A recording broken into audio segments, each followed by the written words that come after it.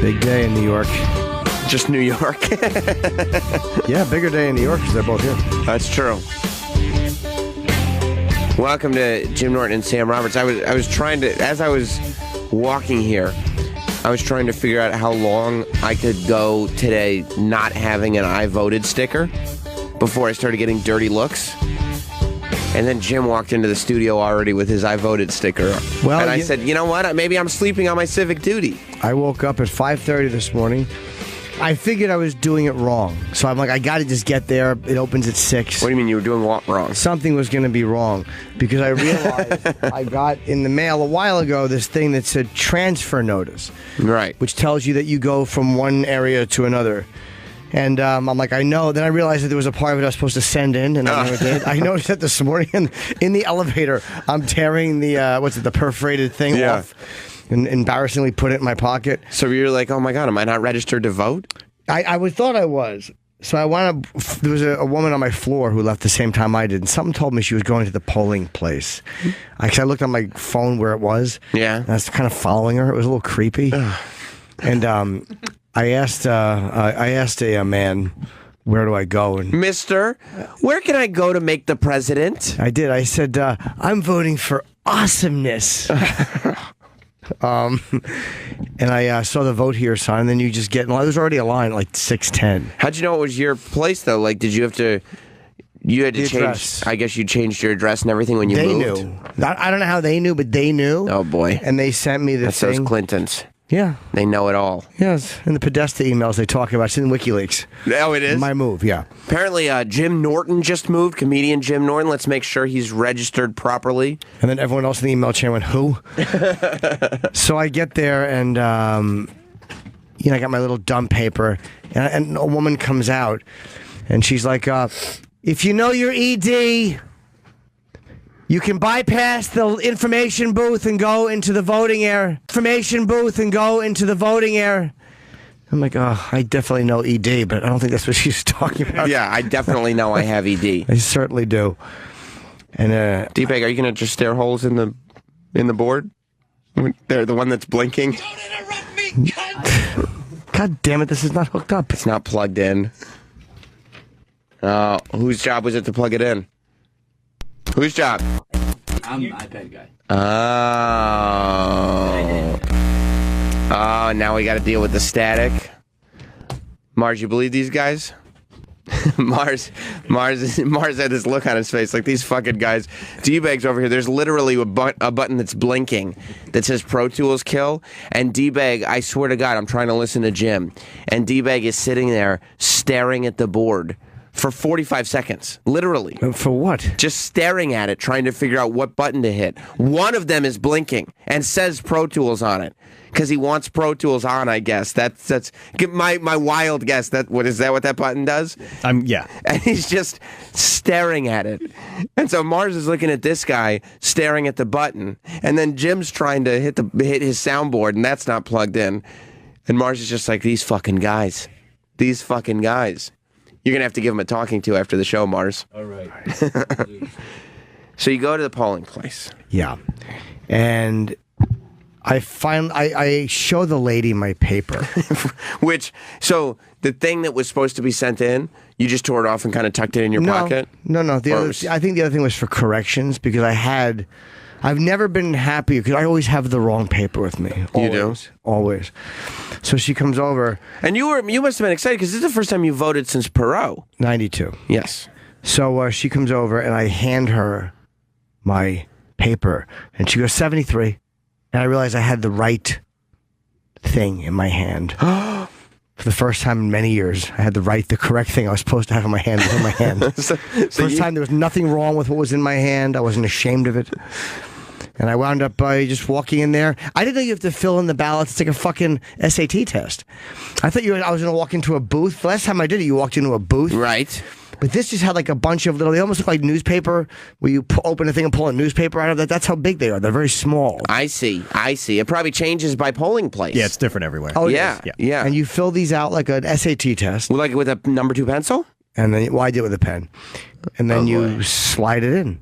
You do. And it says, I did it wrong at first. I'm like, oh no. I started panicking. May I it wasn't have going in. It said error reading. I'm like, why wouldn't there be?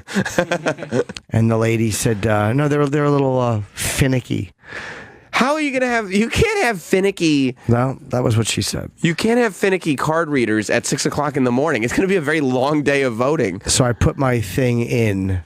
I have no faith in it now. If the machines are finicky at 6 a.m., and those finicky machines have to last throughout the entire day, that worries me. That concerns me. Yeah.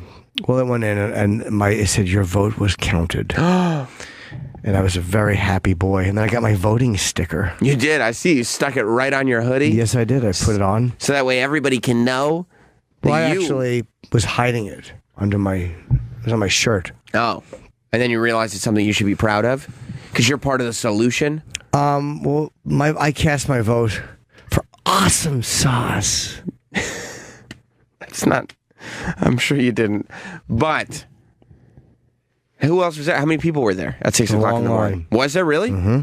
10 after 6. By the time I walked out, it was out into the street. Like I started, it was in a basement of an apartment building. And I wound up, you go down this step and in this hallway in the apartment building. But it was like probably halfway down the block by the time I came out. Wow. And that was one reason I wanted to go early. I'm like, I got shit to do in the afternoon. I know it's going to be a lot of people today. I think a lot of people are going to vote. I think so too. And it was nice out. The fact that it was nice out means people can stand outside. Right. And they can, they're not going to worry about getting rained on. Yeah. That must suck to go in the rain and vote. Oof. It's so funny because most of the time, every other election except this one, there's been such an emphasis on getting people out to vote, getting people out to vote. And when a candidate is inspiring people to vote, like when Obama was getting new people to vote, it was like this huge deal that voter turnout was larger. But nobody's really crediting the fact that this election is going to have way more people voting than usual, I think. Yeah, I think it's going to. I mean, I don't know what it's normally like, though. Like, I've never gone in the morning to vote, so... even though we'll have more people voting, and even though way more people are interested in this election than usual, it's not being looked at as a victory for the country. I don't know. I think I don't know. I don't know if it was normal at 10 after 6 to have that many people, or if that was less than would normally go. It's usually very busy in the morning. Yeah, I because think everybody's people going before to work, right? Before work, yeah. And nobody wants to go after work because then they assume it's going to be busy after work. That's Right. what some woman said as we're standing there. She goes, "Can you imagine how bad this is going to be at 7 o'clock tonight?" And I went, "No!" I can't. Yeah. Well, you haven't voted since 92. How could you know? How would I know? A How lot has could you changed. know? Quarter century ago. Although the technology hasn't. We're still No. fucking taking a little ballot and a pen and putting it in a thing. Yeah, it seemed fair. I got stopped because they were only letting 10 people at a time into like the voting area. It was a fucking whole thing. How crazy is it? It was mobbed. They had to. Yeah. And the guy's like, "You mind if I stop you?" I'm like, "Ugh, why?" How crazy is it that we can't vote online yet? Who would have thought that in terms of the internet, voting would be the last thing? And I get it, because they tried to do health insurance online, and Obamacare crashed. Remember when Obamacare was launched? And how terrible the website was? So many, I'd say the majority of people at this point, are just sticking to, in terms of their political information and the way they get it, they're just sticking to whatever agrees with them. It's usually very busy in the morning. Yeah, I because think everybody's people going before to work, right? Before work, yeah. The website was. I'm not advocating for the government to institute some kind of online voting thing, because obviously they don't have the right people to set up that infrastructure yet. But it is crazy that that's the last thing left to do online. You know what I mean? Yeah, but I think they can't guarantee that it's going to be you. This is like the only way they have this some kind. Well, they didn't ask me for ID. They didn't? No. If you voted in New York before, you don't have to show ID. Okay. How do they know it's you? I never voted in New York.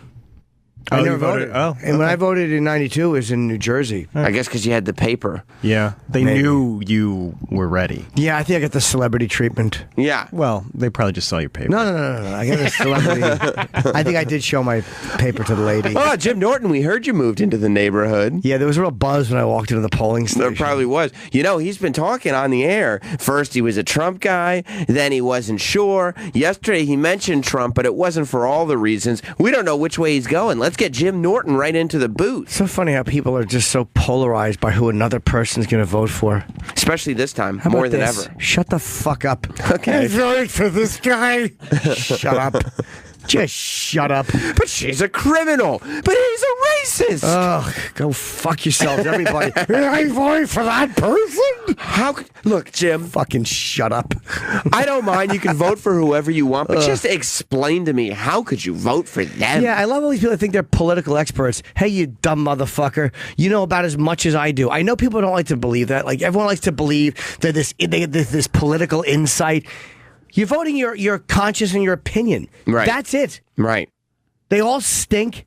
So if you think that you have some kind of great insider information into politics, you're a dope and you're delusional. And so many, I'd say the majority of people at this point are just sticking to, in terms of their political information and the way they get it, they're just sticking to whatever agrees with them. If you vote one party only all the time, you're a dope.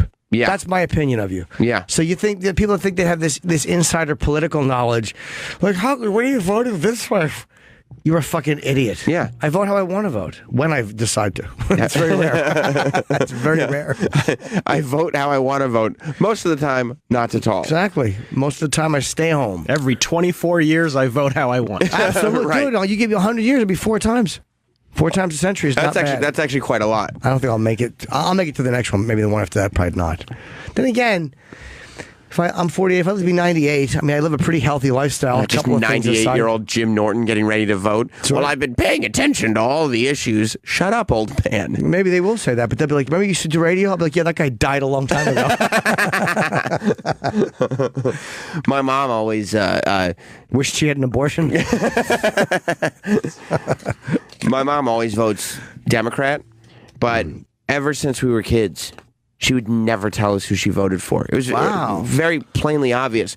But she would, every single election, she would always vote for local elections, national elections, always vote. Conscientious woman. That's right. Here's why she didn't want to tell you, by the way. Because she only voted for black men. You think so? She was afraid to tell you. I'm not sure it was an option every time. Oh, yeah. She wrote one in. Yeah. Another one for Clyde Frazier. She just kept writing in Clyde Frazier. Just Nicks. Just Nicks in the 70s. But she would always come home, and we'd go, who'd you vote for? And she'd go, it's a secret ballot. Maybe she didn't want to influence you. To do what? We're kids. We can't vote. Or just influence your opinion. Or here's what it is. She didn't want to argue with your father because they probably voted for different people and she didn't want to hear his shit. Yeah, I don't know. That's it. She didn't want to hear your dad going, how could you? What are you voting for them for? Yeah, it's like the 60s. My dad always voted liberal too, though. Oh, okay. But my dad never cared. Then maybe she wasn't voting liberal. Oh, you maybe think she lied. Yeah, she's pretending to be a Democrat. She's voting the opposite way of your father, and she's just pretending because, it's a secret. We don't talk about it. But she literally didn't want you to know. And she hasn't realized that she could just lie. Yeah, she's been trying to. She's probably not good at lying. She doesn't like to lie. So she's been just trying to subtly get at him for all these years, and voting against his person is the way to do it. Every 4 years, that's the way she gets back at my dad. Yeah, she's just like, there, enjoy that one. It's like, you're in New York. You're in New York, Mrs. Roberts. That probably won't do much. Who'd you vote for? A person's vote is private. Oh, shut the fuck up. And your mom is right.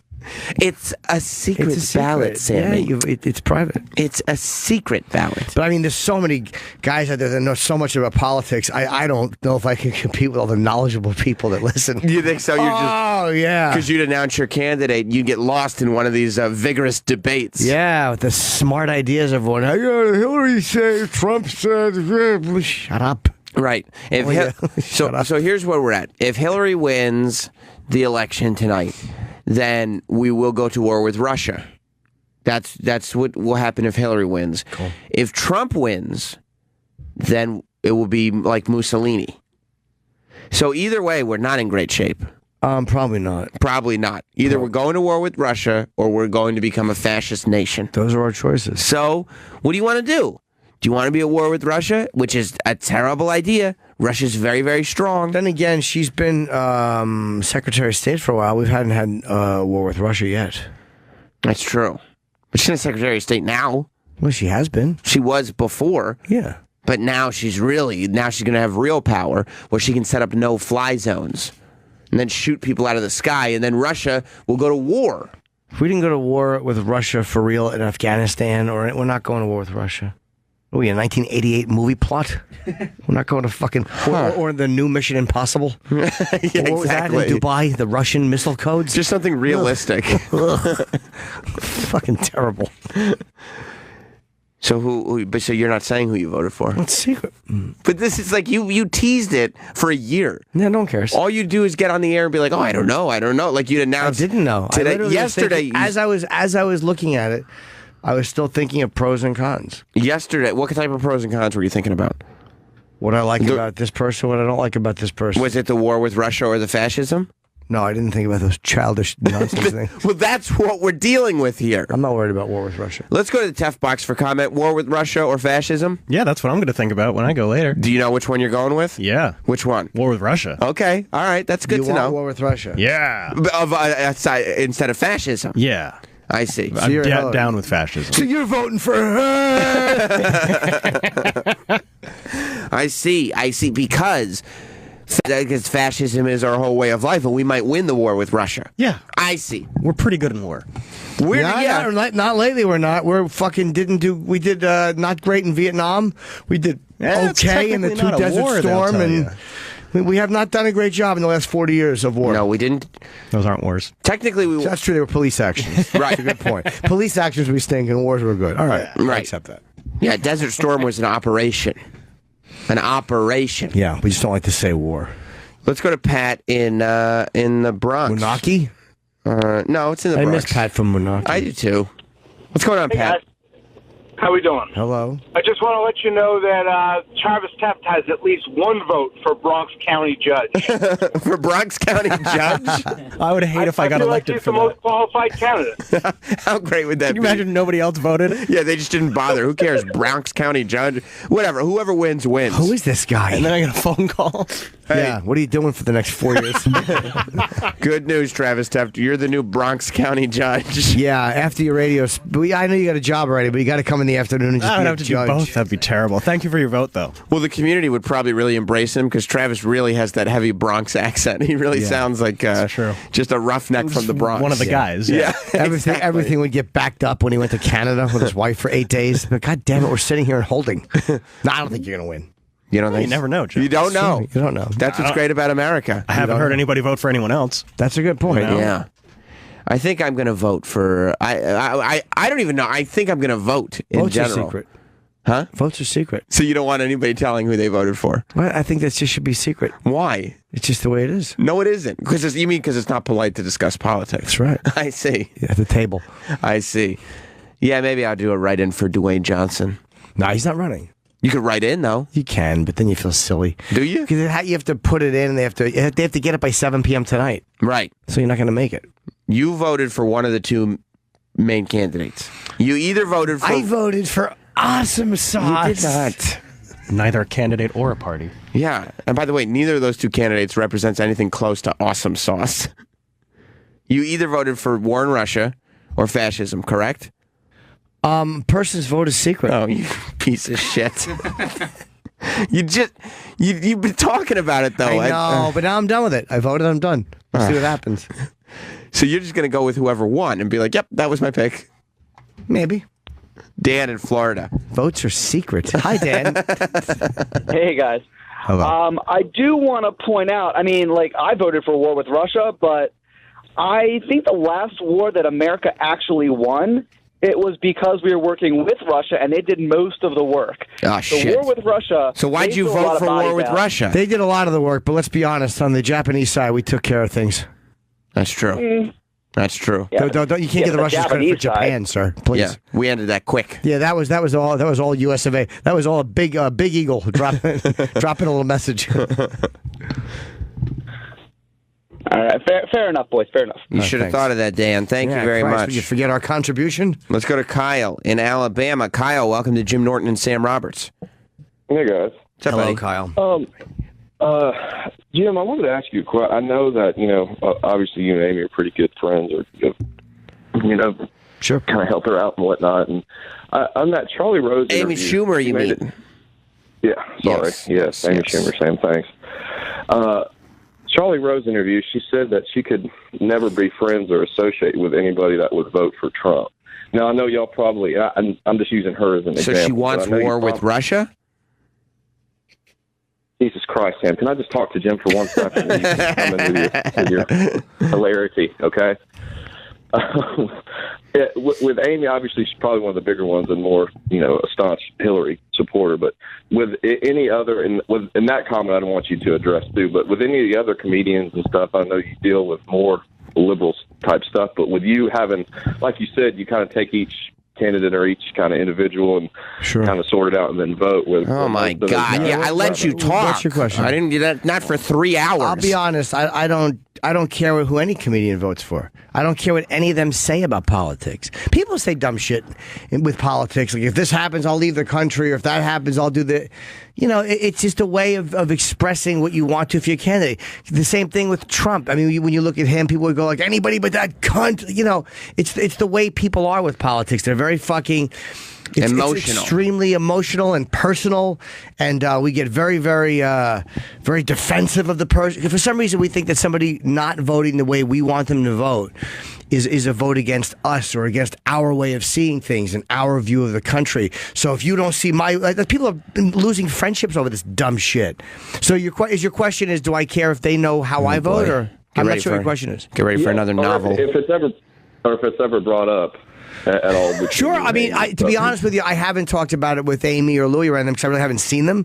But we've argued politics at the Comedy Cellar for years. If it came up there, we would just argue it the same way. Every comic at that table has argued politics for the last 20 years. So of course we would bring it up. But we just haven't all sat around that table together. But I do like that at the Comedy Cellar, one thing is key, and that is, at the end of the day, votes are secret. Yeah, votes are secret. votes. That's right. That's personal information, right. And we're never going to discuss. Absolutely. At the end of the day, yeah, opinions are one thing, and you can have a discussion. This is a secret. But votes are secret. This is secret. Yeah, this is secret. Because if votes weren't a secret, why would they make it a secret ballot? Absolutely. It's not a ballot, public ballot, it's a secret ballot. Right. So keep it secret. It's smart. That's very, very smart. Have you seen that the people are going nuts because there's already Hillary, Madam President Newsweek magazines that are in the back rooms of bookstores? I saw something about that. Did she sign one or whatever? Yeah, she signed it, but people are acting like it's a big deal, as if we know that every time. See, there it is, a special commemorative edition, Newsweek, Madam President. We know every Super Bowl, every World Series, everything. They print both shirts. President Trump right now. Whoever wins, somebody's gonna be reading a President Trump magazine where Cleveland Indians fucking World Series. They just make them. It's the same shit. Yeah. It's just that Hillary is the one that somebody decided to take a photo of. Yeah, who cares? That's it. That's actually a good cover. You think so? Yeah. They're probably just hedging their bets that she's going to win. If not, they're going to have a little egg on their face and the yolk's on them. Let's go to the phones. Oh, we got some good news in the Teft camp. Kyle in Philly. Oh, no, it's cancer. What's up, Kyle? Hey, good morning, you schmucks. Good morning. Hi, Kyle.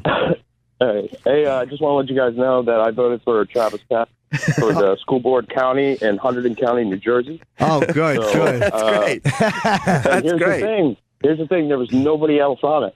Oh, boy. So this could be a shoe-in for old Tefty. That'd be That's great. right. I do hope you win something today, Yeah, Travis. isn't You that deserve nice? it. You work hard. Thank you. Imagine if it was like fucking 8 different things he really won. He's like fucking Chauncey Gardner. People just keep voting for this name. We've never heard of Got to it. go from the Bronx to Hunterdon County. Yeah, and then be on here radioing in the morning. I don't think they call it that, but I'd like that you do all the jobs, though.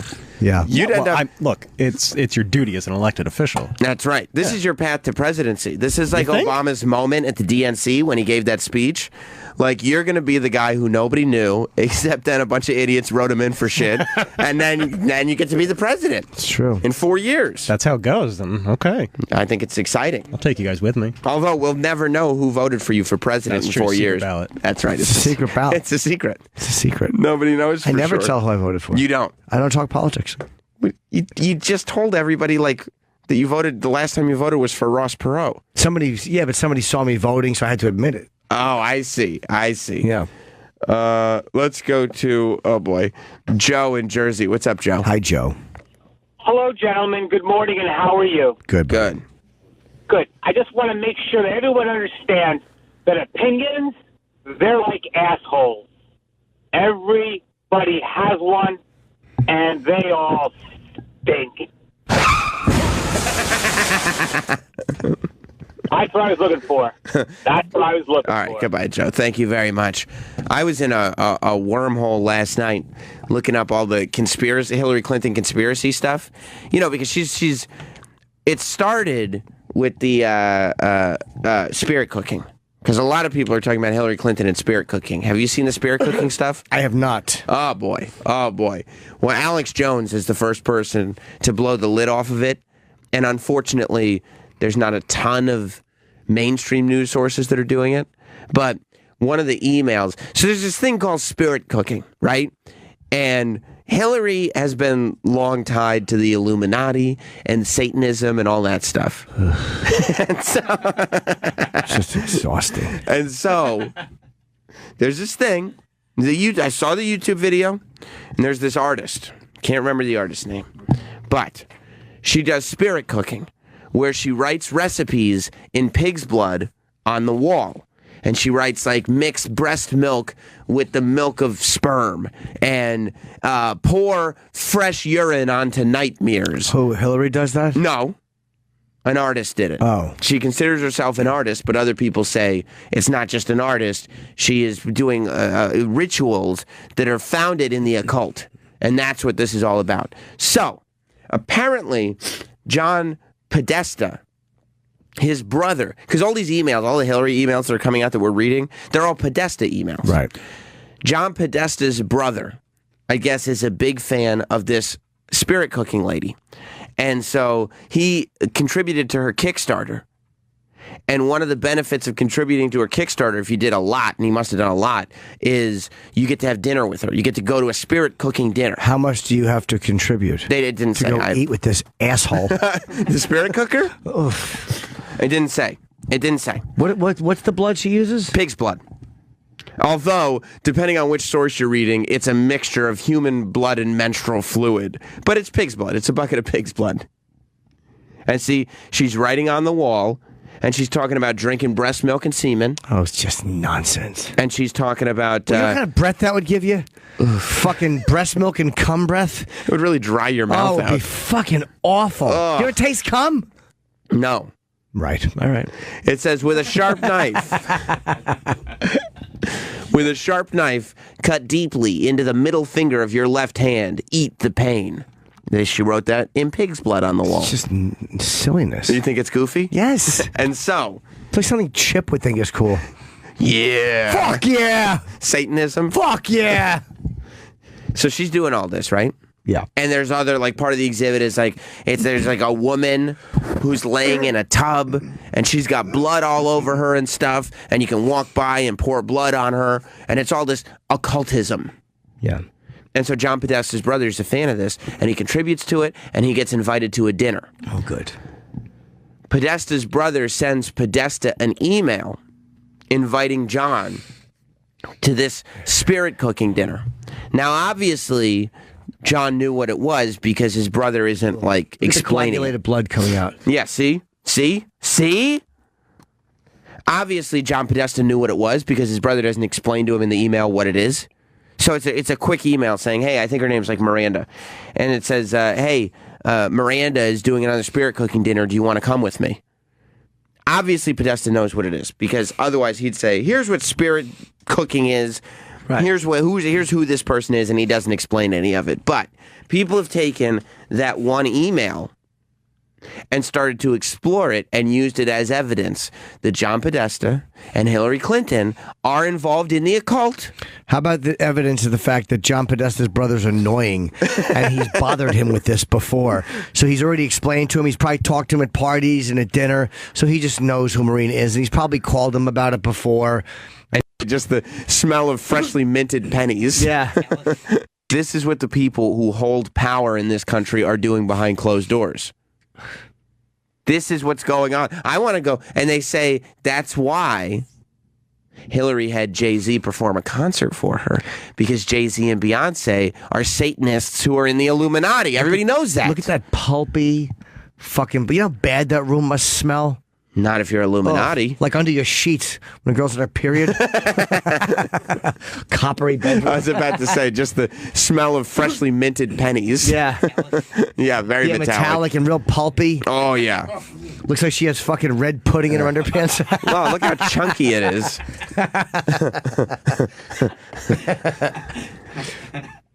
Yeah, but you see, spirit cooking. It's from 97. Well, this one is from 97. How but old is this bitch? the email is from much more recently.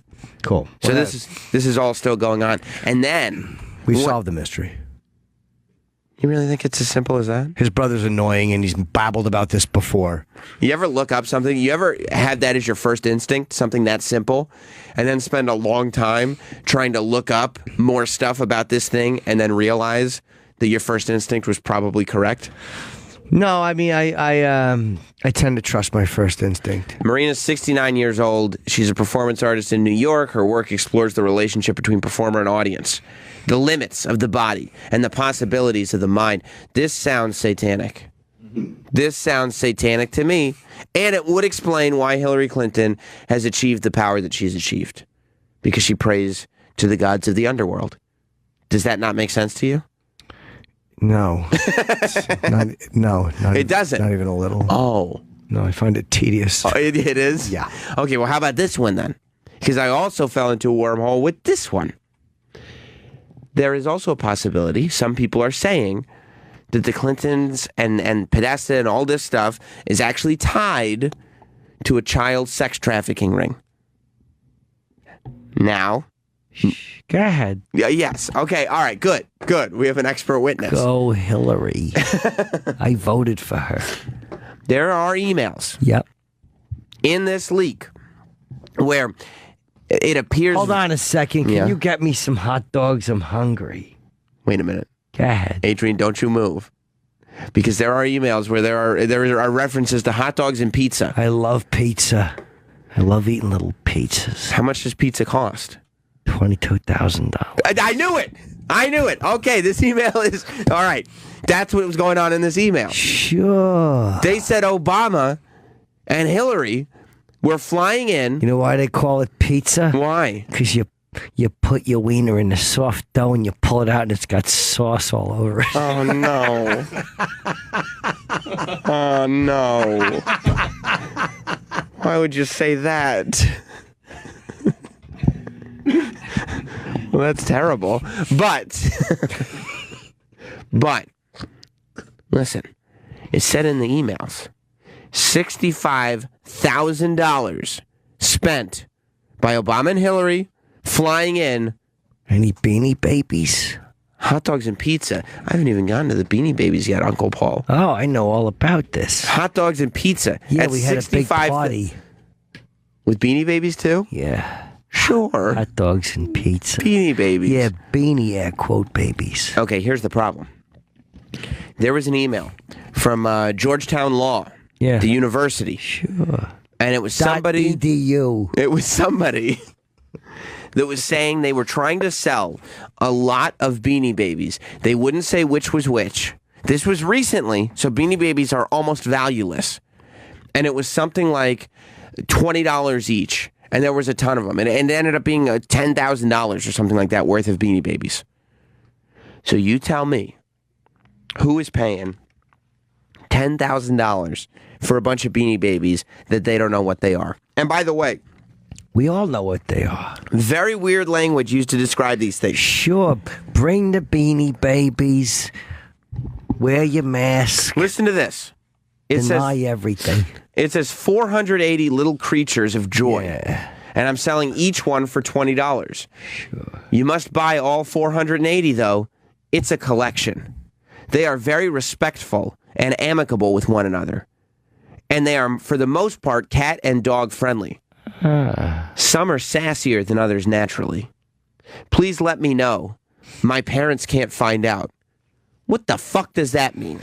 It means that you gotta sell your Beanie Babies. They're cat and dog friendly.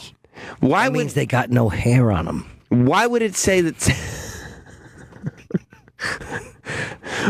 Now, why would it say that some of the Beanie Babies are sassier than others? Because they ought to cry. The Beanie Babies? Sure. They're inanimate objects. Doesn't mean anything. You don't think so? No. $9,600 for 480 Beanie Babies. Probably someone trying to be cute selling their something. Beanie Babies? I don't know. Why'd it say my parents can't find out? Hold on. Because why would it say that if it was really pedophilia? Nobody would write that in an email to John Podesta. It's codes. You wouldn't say my parents can't find out. What do you That's think a it was- terrible code. You think so? Yes. You think it's very clearly obvious? Yeah. It's a little too on the nose. But a lot of the... First of all, they didn't think it would go public. It was on private emails. Yeah, but they still know. Nobody would say that. You'd say something, you'd use different code. So then what does it mean? I don't know. Well, that's the question, isn't it? Don't know. Lots of secrets in this whole cycle. Not just who did Jim Norton vote for. Let me see. Hold on. There's chats and message boards. Oh. LB little boy. That's how it works. LG little girl. CP child porn. That's a stretch. Yeah, that's... CL. I'm a CL. These aren't code words. These are just initials. I'm just telling you, I'm a CL. What does CL oh. The AOC has got to change. I can figure out what CL stands for. The AOC. DAOC? The AOC. Oh. It's got to change. Oh, AOC. Are you a blah? Blah? I'm a blah and a glah. Oh, no. The AOC has got to change. Let's go to Dan in Philadelphia. What's up, Dan? Hey, Sam. Hey, Jim. Thanks for the Beanie Baby plug. You're welcome. No, I was looking into that Hillary Clinton thing. Good. It's definitely satanic. If you want to look it up, you can see the whole ritual. It's on film, and it's the exact. It's the girl who there is in the email doing it, and it's basically a mixture of blood, semen, and it's like human blood, semen, and fecal matter or something, and they make paintings out of it. And then, but yeah, I mean, they had an excerpt from Bill Clinton's book, and he talked about Hillary and Bill going to Haiti and how much they loved voodoo. They said voodoo was their favorite part. And I said, which voodoo you do? Yeah. Well, that's all I had. So, I mean, again, thanks for the Beanie Baby plug. Jim, your Uncle Paul's a little off today. Is it really? Have a good... Yeah, man, it's a little off today. It's drifting in and out. Does it not sound like him? In some points it does, some points it doesn't. It's a little all over the place, man. Yeah, I think you're right. I can feel the same thing because it's too on the nose with the Beanie Babies. It's just too much. Uncle Paul is not good with everything being right out in front of him. It's got to be like little things. Right. Beanie Babies. So you're saying the Beanie Babies thing is even too ridiculous for Uncle Paul to take seriously? Yeah. It's got to be code. Let's go to. You got to sell it. Let's go to Kurt in Minneapolis. Hi, Kurt. Kurt, Gentlemen, what's up, good buddy? morning. How are Hey, you? buddy. Hey. Sam. Yeah. Now, over the years, you've been quite a shit stir, shall we say? Yeah, you could say that. I just, I need to implore you, please stop this.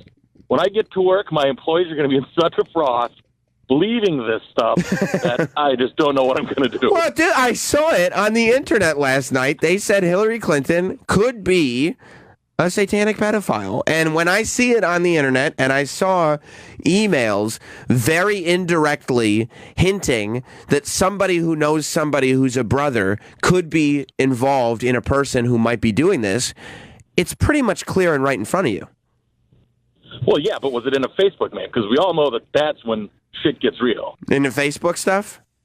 Yeah. Yeah, no, you're right. You're right. We should be looking at Facebook messages. Thank you, Kurt. Look, Maybe that's what the 33,000 deletions were, pedophile stuff. Pedophile and satanic stuff, too. Yeah, maybe it was all just pictures of naked kids with devil blood on them. Here's what it could have been. Pedophile stuff, satanic stuff, and plans to go to war with Russia. Maybe. Because those are the three things. Now, just tell me this. The person that you voted for, Jim. Yeah. Any of those three things apply to them? Well, in World of You, all things apply to all candidates. Oh, Jim, what a mystery. What an enigma you are. That's right. Votes are secret. Your mother was right. Let's go to Shane in Indiana. What's going on, Shane? What's going on, boys? Hey, I'm getting ready to go to polls. I need to get my ducks in a row, so I got a question for you and a question for Travis. Okay. And since you guys have the info about Russia war That's and right. fetishism, Yeah. who stands tougher on missing mommy stances? I didn't hear what you said, sir. Who's got a tougher stance on missing mommy? Mommy to run away? What's your question And for then Travis? Trap dog. Yeah. Here's the question: How easily can you commute to Indiana, and how are you for dead bodies? Because I'm putting you down for county coroner. Oh, that could be a fun that's job, great. Travis. Right, you get fired for fucking on the job. Head down, spend your afternoons in Indiana being the county coroner. Look, I'll take any public office I can get. Yeah. Yeah. You ever seen that show, 6 Feet Under? No, but I guess I would have to. People love that show. Yeah. Hopefully you'll be starring in it soon. I didn't mean that. I understand what I don't you're want you to die. Thanks for clearing that up. Sure. Oh, look at this. I see on at Jim and Sam Show on Twitter, Patrick just said, I voted for Travis Teft for Texas's 30th District State Representative. You only work 60 days. Every 2 years, and you're protected by the Texas Rangers. Oh, that's great. You got a baseball team looking out for you. Fucking boo, Jim. This is going to be great. I can't. That's really going to be the fun thing at the end of this election night. Is figuring out what jobs Travis has and doesn't have. And I want to know how close he actually came in some of these. Yeah. Will there be actually people looking like, we get a lot of these Travis Teff, we don't know who this guy is. Apparently he's got an impact on people. I get a phone call. Yeah, I hope that you are alerted via some kind of national attention. That'd be great. Yeah, because people are going to be like, we have like all these little elections that nobody cares about. This name keeps popping up. Travis Teft has a vote for Westmoreland County Magistrate, only an hour drive outside of Pittsburgh. Oh, good. Pittsburgh's not far, and you've always wanted to be a magistrate. I don't even know what that is. Yes, Wow. you do. No, I don't. Yeah, well, you'll figure it out. You don't know what it is either. I do. No, you don't.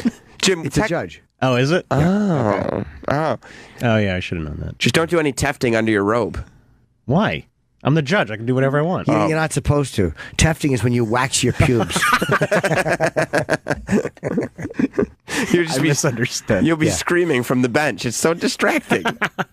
866-969-1969 is our phone number. Steve in Florida. What's up, Yes! Steve, hello. Sammy, you used the term fascist before. Do you know where it comes from? I don't know where the term comes from, no. All right. Fascism, basically the Italian fascists, you use Mussolini. That's They right. follow exactly. They follow the symbol of the fasces, which is an old Roman symbol. It was a bundle of reeds wrapped around an axe, which signified law backed up by strength. Mussolini had his people, the fascisti. Stalin coined the term fascist to separate Mussolini's brand of communism from his. Plus, the Nazis, the National Socialist Party, man, they weren't right-wingers. They were socialists. Look, People always don't, what? Steve, I have the internet. Yes, sweetie. I have the internet. I know who's a fascist and who's not, okay? I have Facebook. Oh, well, that definitely is a great source. I appreciate the information, but I've read enough status updates to know who stands with who. Oh, You okay. see? Okay? But thank you for the information, Steve. Paul R. Nelson. I'll talk to you later. I wonder what Paul R. Nelson is doing now. I don't know. Is he still involved in politics? I hope so. Donald Trump, in a speech yesterday, he was trying to convince everybody that, they should vote for him. And he said, in a throwaway line, Donald Trump, on Sunday, actually, claimed that 5 years ago he was honored as Man of the Year in Michigan. I remember that because I was out in Michigan when those awards were held, and he tied up traffic. So I do remember that. You do remember that Yes, to be the case? I do. Okay. It's a weird award, but I remember that. I was like, what's going on? Like, Trump's getting a Man of the Year award, and like, for what? He's on The Apprentice. I mean, it's so silly. Oh, so you actually have a conscious memory of it. Yeah, I remember talking to somebody in the hotel. I was staying in the Four Seasons. He was staying in the Four Seasons in Michigan. And it was like the traffic was tied up, and I asked somebody. And what's with all the traffic? And they said, well, Donald Trump's winning Michigan's Man of the Year. Michigan's Man of the Year and you award. said, And I'm like, is it at this hotel? And they said, no, but they're using this as a stopover place. I see. A stopover place. Yep. Yeah. And then you said, he's just the guy from The Apprentice. It's not like he's running for president. No, I didn't say that. I just said, well, why would they give it to him? He's on the TV for The Apprentice. I see. It's odd that you have that memory. I do. Because the Detroit, the Huffington Post. It was right near Detroit. It was? Yeah. Okay. In Michigan. The Huffington Post looked through various search engines and newspaper archives and found nothing. Check the Washington Post, who scrubbed Trump's bio down to the bone in his reporting. He said he knew of no such honor. This place reached out to Michigan Governor Rick Snyder, who had no information on it. The Trump campaign did not respond. The Detroit News has a list of Michigans of the year. Trump is not on it.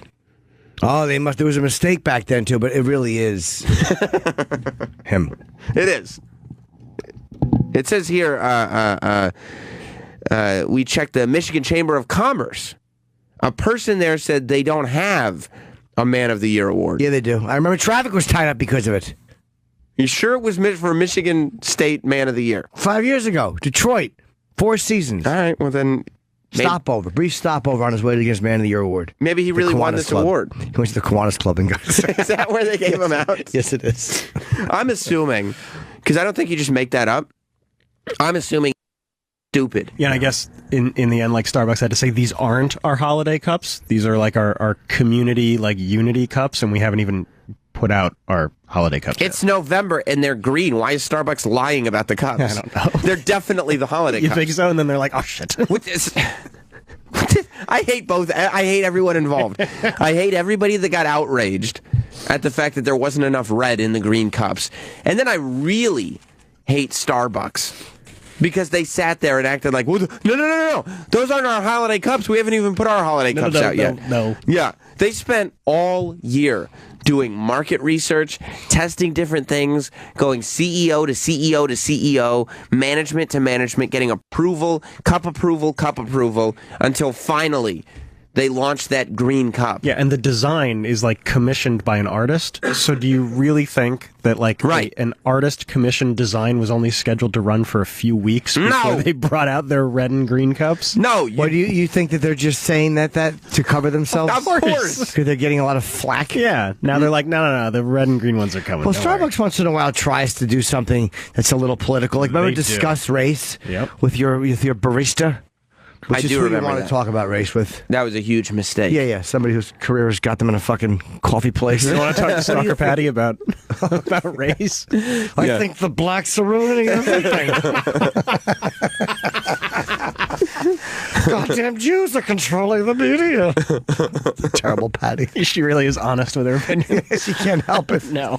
How great would that be if all the Starbucks baristas were racist? It'd be awesome. If you could discuss race with them, Yeah. they probably should be able to take a negative approach if that's how they felt. Especially if she just did it for no reason at all. Like, I'll have the dark roast. Yeah, well, he shouldn't have been selling cigarettes in front of that store. Well, you brought up dark. Yeah, but now I feel Starbucks is just going to come out with a fucking red cup with some mistletoe slapped on it and be like, this was our holiday cup the whole time. Just a recycled bullshit nonsense. And everybody that worked in Starbucks HQ, all the artists and everything that all worked on figuring out what their cup was going to be, they're all just being treated like assholes. I didn't even notice there was... When I looked at my cup this morning, I just got it on the way in, I just thought, oh, Christmassy. That was it. It didn't bother me. First of all, you have the fucking cup holder around it, which covers 60% of it. Yeah. It's brown with a green Starbucks broad on it. Who gives a shit? Why would Starbucks not say, well, good news, everybody, we're having red cup holders for Christmas. All they had to do was be like, oh, you just didn't have time to see our cup holders. That's it. Just come out with red cup holders, put them on the green cup, and all of a sudden, Feliz Navidad. Or how about just tell people, fucking drink it or don't? Yeah. Who cares? It's coffee. All right, this is what's going to happen. No special Christmas cups for anyone. It's just stupid. Everybody's just going to have white cups with the Starbucks logo on them because you guys can't handle special things. It's just stupid. People like to be upset. They do. They love it. I don't give a fuck about Christmas colors on the... I like Christmas colors, but I don't care about them on a Starbucks cup. Well, the thing is, people have nothing going on. A lot of people have nothing going on. So they need to feel passion about something. They need something to fuel them, something that gives them a reason for being. And so they decide, since there is so little going on in their lives, that coffee cups, that's what's going to do it for them. Maybe they can make the Starbucks lady red on some of them and then put that with the... It's just complicated. How about... Who gives a shit? Right. It's a red one. It's a green one. Just fucking drink the coffee and shut up. Yeah, if you don't like the coffee cups, go fuck it. Everybody's got a coffee machine. Make it at home. Get some chock full of nuts. These fucking idiots. It's so stupid. It's really stupid. It is. What do you think's going to happen after tonight? There's going to be a new president. It's actually great insight. Thank you. I thought you don't talk politics. Well, I'm not. I'm just saying that's what's going to happen after tonight. I'm not saying who it's going to be. I believe that it will not be a long night. I don't think it'll be... Well, you think Trump's just going to run away with it? I don't agree with That's not what I said. You just said it before. No, I didn't. You think Trump's going to run away with it? At one point, I thought it would be fun to like watch the whole thing play out and stay up and blah, blah, blah. I don't think it's going to be a long night. Maybe not. I think we're going to find out pretty early that Hillary has won. I was secretly hoping somebody would interview me on my way out. I hope there'd be an exit poll. Exit polling? Yeah. Did you get interviewed? I did not. Nobody gave a fuck who you voted there for. were no cameras. None? No, I was bothering people on the way out. Old people. I was bullying them. Who are you voting for? Just grabbing their old lapels and shaking them. I'd love to bully the elderly on the way out. You would? Make them vote for whoever I tell them. muscle your candidate's way into office. Yeah, like fucking goon on them in there. I don't think that's what we agreed upon. And you just grab him by the elbow and walk him in roughly. Get in there, vote. I'll fill it out. Yeah, it's my grandfather. Don't worry. I'm going to walk him in. Yeah, I think it's going to be a quick one. I mean, it's not going to be like, ridiculous, but I just don't think we're going to be up late watching this thing. I could be wrong. So how does it work when Trump or Clinton vote? They just fucking Secret Service just fucking obviously they have it pre-planned, but they have a different entrance for these people, or I'm sure they're not waiting online. No, of course not. But you have to get in there and vote with the public. There's always people there when they vote. Either they go in the back door, or they probably go in the front door, and the Secret Service tips off the polling place saying they're on their way, and they just clear a path for them. They just walk right in front of the line. Metal detectors for everyone in the area, though. They have to go through a way where I'm sure. They're not walking by somebody who could have a gun. I'm sure.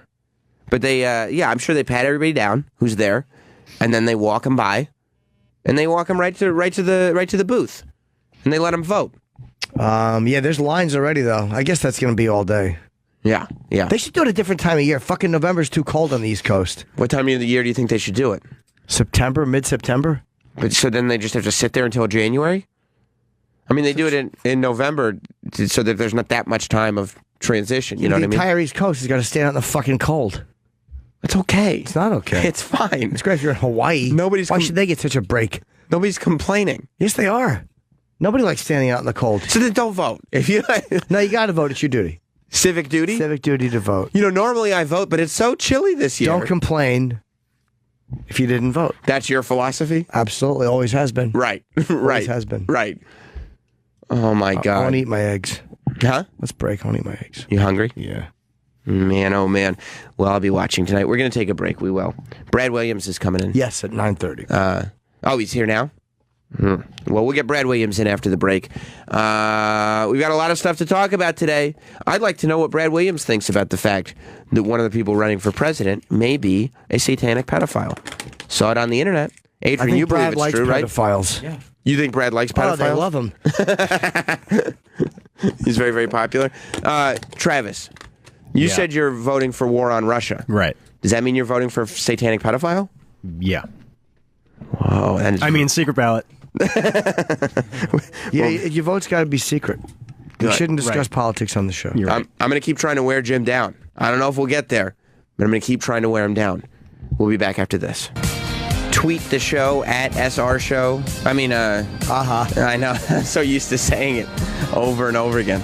At Jim and Sam Show. At Jim and Sam Show on Twitter, Facebook, Instagram, YouTube, Snapchat. Everywhere. Hey, Brad. And feel free to send us your updates on what jobs Travis Teft may be taking after Election Day. He's being voted into a lot of smaller offices, and I think that's a good place for him to start. You can't start with a high office. Right. But Travis has been wanting to get into politics for a long time, so if there are any local offices on your ballot that don't have people running for them, or somebody's running unopposed, and you don't like your candidate, Travis Teft might be a great name to throw in there. But he can do it all. can't be too high a job because he's basically an unqualified idiot. True. So it's got to be something that an unqualified idiot can handle. Right. Do you vote? What's that? Did you vote today or no? Yeah, I did. Absentee vote? Early polling or early ballots. Sorry, early 'cause you're polling. away. Jesus. Yeah. Where are you based out of? Los Angeles. Oh, you are? No, okay. Yeah. Happy apocalypse, everybody. Yeah. Oh, we'll see. So you cared enough about voting that you actually went to the effort. You were like, I know I'm going to be gone on election day. I'm going to make sure I get my vote in. Yeah. Exactly. Yeah. It was pretty responsible. Yeah. I mean, I don't know. It was just sort of like I don't know why it's on a Tuesday because everyone's always working. Like I think John Oliver just did that report where it's like this is why it was on a Tuesday. It's because the church was on Sunday, so everyone needed a travel day to get to their polling place. Like this was like back in the 1800s. So like Monday was the travel day to get to the voting place on Tuesday. But they won't change any of that stuff. Like, there are things that become clearly outdated. Yeah. There's no reason. Daylight saving time. Exactly. Why the fuck do we need that? Exactly. Well, I farm, so being a farmer, I mean, I like to have more daylight. I see. He's got his little garden on his patio. He considers himself a farmer. I certainly am. Yeah, I mean, Exactly. it's crazy. And you don't get an extra hour of daylight. It's the same amount of daylight. You're just calling it a different time. I like it It's just dark so- in the morning. I like that. Yeah, me too. I don't like, because I used to walk to the train. It's dark out. Now it's light. I don't like that it's light out. No, but I don't mind when it gets light. I like when it gets dark earlier for some reason. I you kind of do? like that too. Yeah, so Well, you're a comic. That's like when you come out. Yeah. You know, it's literally like, okay, time to go out and do my thing. yeah, it does feel more normal for it to be dark. I feel better dark when it's pitch black out. I don't care if it doesn't get light until 9 o'clock, 10 o'clock in the morning. But I like it when the daylight extends. I like it when it starts getting dark, like in the summer, those middle few days where it doesn't get dark until 9 o'clock at night. I like that. It's a weird. I don't really. Either way, I'm fine with it. I just hate that they change it. It's just a stupid ritual. That's interesting to know why they have it on a Tuesday, the Monday being a travel day. That's an interesting. Yeah, thing it's to because cover. people didn't have cars. Like they had to like go horse and buggy. Like, all right, let's go vote. It's like, Right. It's like we've updated everything else. We can't do. Right. We can't make election day on a Sunday or a Saturday or like online or something. I don't know. Yeah, is online eventually. Maybe fingerprint or iris, scanning. Once that's like everyone's doing that for everything, that would be pretty easy to do actually. Yeah. Yeah, I mean, they got those thumbprint deals on the new MacBooks. On the computers. Yeah, that would be the beginning. Well, where are they on the MacBook? I mean, I know they're on the iPhone. They did, the new MacBooks have like a glass strip above the keyboard that looks like an iPhone screen but thin. And so you could do shit on it. And one of the things you can do is put your thumbprint on it. Oh, that's like great. where all the F keys are. That's great. Yeah, and they only charge an extra $17,000 for it. So it really is it's an option worthwhile. that you can get or not. I mean, I don't know. Are people that paranoid that someone's going to use their computer? Fuck yeah, man! You lose it somewhere. I mean, I've never lost my laptop. Yeah.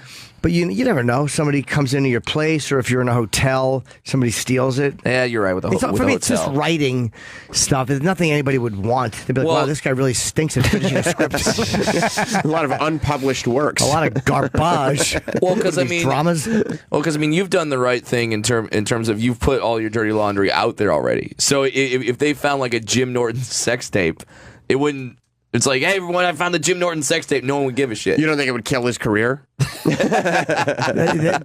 can't really kill something. They have to find it first. Or just get a sniper.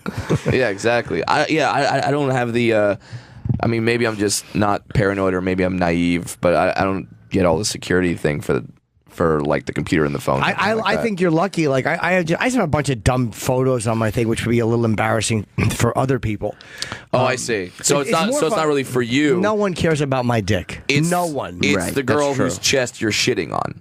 Well, yeah, that's a good way to look at it. Yeah, metaphorically speaking, but Purely metaphorical.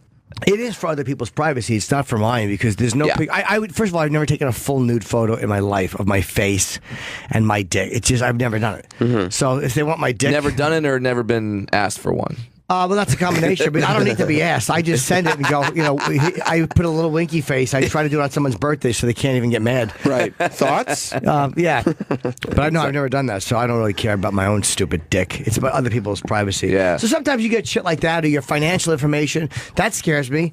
Like any personal information that can help people. Oh, that's true. Because know? so much of your bank shit is registered on your phone. And it goes through my computer. Like I have my, I'm just logged in automatically when I go to my fucking favorites. And your contacts, too. All your big show business contacts. I'm sure those people wouldn't want their numbers Right. getting leaked out there, right? Yeah. There's only a couple. Danny Bonaducci doesn't want his number out there. No, but we've dated a few of the same girls. I have, but I do. I don't have that many celebrity numbers. I have a couple. Yeah. I have a couple. Who's your favorite? Ooh, or are we gonna play the most famous person in your phone game? I guess, or like the one that Yeah. that you're most excited about. Like, do you have like for you? Because for you, I think it would be Ozzy. But do you have his Ozzy's number? Don't lie. No, Okay. I have So- Sharon's. So is that the most exciting? I wouldn't say exciting. You know, she gets back to me when I email her or text her. But is that your favorite phone number in your phone? I have to think of who else I have in my phone. I have Al Sharpton. How often? Somebody gave it to me years ago. How often have you ever texted Al Sharpton? Whenever there's a black news story, he just texts Yeah, him and be just, like, Al, "What's what up?" do you think of this? Yeah, what's Like, up, man? Crazy, right? Right? Yeah. Not me. Yeah, Al Sharpton. I have Sharon Osbourne. You know, most of them are just my friends. I mean, you know, comedians that are famous now, so I don't count them because I know them for a long time. Yeah. Right. Doesn't have my number. I'll see if I have your number or not. Hold on, I'll check you. Do you have a favorite, Brad? Dana Carvey. That's a good one. Yeah. I got to know him, and yeah, it's like his son turned out to be Dax turned out to be a fan of mine, and then introduced Dana to me. Oh, that's Or cool. introduced Dana to my comedy, and that was a trip, man. That would be the hope, by the way, that when we talk about having somebody's phone number in your phone, it's not just you're excited that you have their phone number. It's excited that you know them. Yeah, Yeah, and yeah. like, well, yeah, I've got a couple numbers in there that like I have, but Right. I've never used them. Right. Just, I have no purpose, and there's no need. And if I did, it'd be really awkward. It would just come out of nowhere. But like Dana, I could text. And you have a good relationship with him? Yeah, he was just on my podcast. That's awesome. Yeah, How was he? He's so funny. That dude is just ridiculously talented. Have we ever had? We've never had him on. We've don't think interviewed. so. No, we've never had him on. Yeah, I would love to have him on. I don't think I've ever met Dana Carvey. yeah, he's it's an interesting guy because he essentially not quit show business, but he definitely stopped to be a family man. Like he stopped doing Right, because he's one of those guys TV that and like stuff. should have been a lot more famous. Yes, absolutely. Right? And for his talent, which is just unmatched. Like, yeah. Well, does he have all that Wayne's World money? Like, he's got so much money, probably. That he's fine. Right. Well, like, yeah, he has the Wayne's World money, and then he told me that. Boy, I sound like my aunt when I said that. Oh, he made a mint on that picture. Should be shot. Yeah, like he made a lot of dough. Just he continued to do stand up just like at casinos, which can pay. Yeah, if yeah. you're a movie guy or an SNL guy, Yeah, it can pay like absolutely. 6 figures a gig. And I would imagine he did a lot of money for Master of Disguise. That movie was huge. Or other things.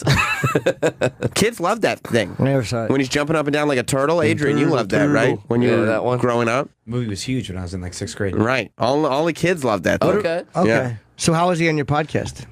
Dude, great. Just Matt, and a guy that knows what people like about him. Came with impressions. Who'd he do? He does Trump. He does Bernie. He does. He taught me how to do a Michael Caine impression, but his is way better than mine. Does he do Michael? You know who does a good Michael Caine? Steve Coogan. Steve Coogan does a good Michael Caine. Great Michael. We've played it on the show. Oh, yeah. before. Him and this other guy do a Michael Caine off. Yeah. And sometimes you don't realize how specifically a person talks to you. Hear an impression of them, and you're like, wow, that's sounds like a tough voice to do. Yeah. Well, yeah, because Dana. I do a great Michael Caine. You All do? right. Yeah. All right. Let's do like a Michael Caine off right now. A Batman would burn a forest down. Wait, what? Was that Michael Caine? Oh, please. Please. So he's talking to Batman, and what does he say? You're going to burn the forest down. That sounds like Jeremy Irons. I am. I'm doing so. You're doing the wrong Alfred. No. That doesn't sound like Michael Caine at It all. does. Of course it does. Yeah, because you're Michael Caine. Dana Carvey said you had to do steps. Do you burn your tongue? Yeah, Burn your tongue. You just like eat a really hot piece of food and then you don't know how to use it. Yeah. Come burn the forest down. When did he get a Is list? Can you like do any other words, or can you just do that sentence? Because I Brad, can don't do it good, me. There you go. Oh, wow. Was that Michael Caine? Of course. Different Michael Caine. Which Michael Caine was that? Voted. Oh, yeah. Very good. Now, is that Michael Caine or Forrest Gump? I don't do Forrest Gump. You don't. That's easy. Just Michael Caine. Yes. I see. Well, it's because there's some people that like they can only do like one word or one sentence of the impression. Like Right. Like I can do a Hank Hill from King of the Hill, but it's only 2 words. Let me hear Hank Hill. Yeah, I can just do damn it, Bobby. And that's good. it. That's the only thing I could say is him. Do you do that at all, Jim? I don't do cartoon voices. You look down on real them? people. I don't do real people of an impact. I see. I see. Like political people. Absolutely. You did a Donald Trump for a while. He's a great Trump. Yeah. What did that sound like? Gonna vote for me. It's good, right? That's actually really good. Thanks. Yeah, that's Thanks. very, very strong. Great. That seemed more like a De Niro. No. I wouldn't vote for you. You can vote for me. Right. That's De Niro and Trump It's the same arguing. face. Having a conversation is a little different. Much It's different. It's remarkably different. Quite a actually. bit different, actually. Yeah. Now Don't that blow I out my mention it. candle to make yours shine brighter. What Hallmark card did you get that from? It's hard to do Trump without doing the hands now, right? Because I've just seen so many press conferences. So when you do the Donald Trump, the hands have to go out. They do this, and this is actually a perfect impression because I have really small hands as well. Right. Yeah. So it's like we're like hand twins. But see, that's you're lucky.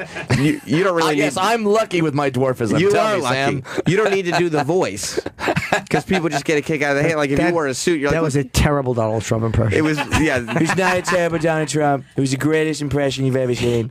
He's so wonderful. Tom Brady told me. Focus on Was the that hands, JFK? It's not JFK. Tom Brady told me. You can do a better JFK than that? This was Yeah. This was a better impression. What does JFK sound like? Ow!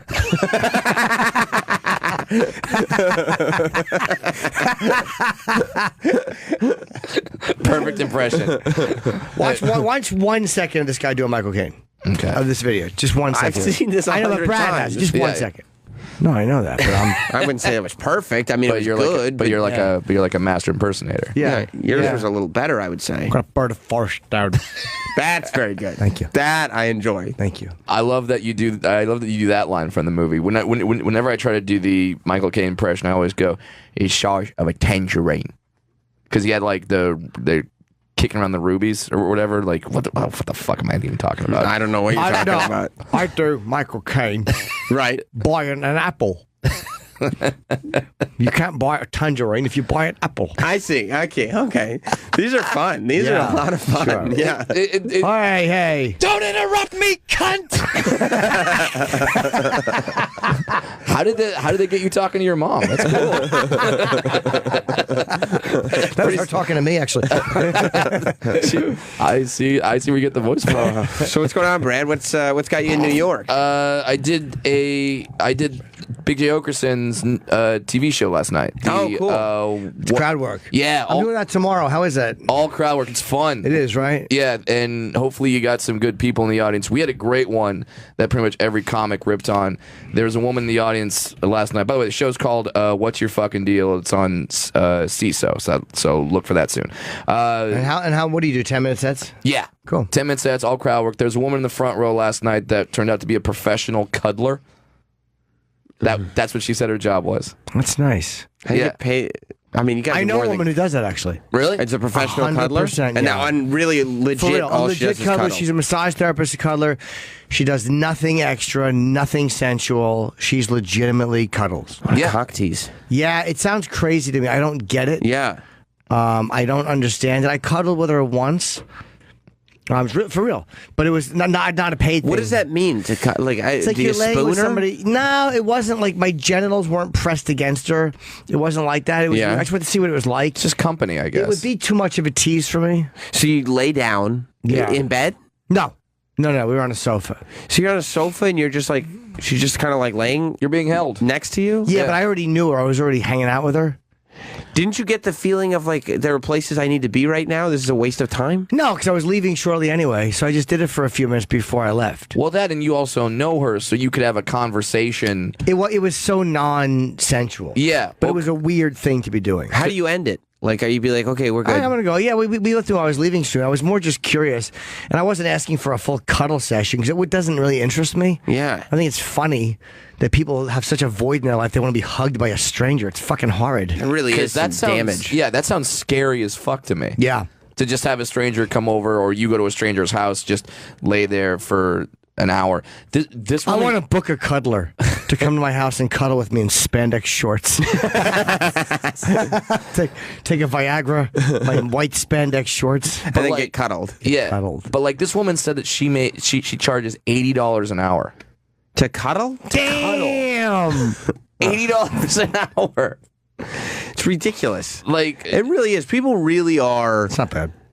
What do you mean it's Wait, not what? bad? It's not bad to $80 for an hour of to have cuddling. to hug some slob for $80. That's a fucking bargain.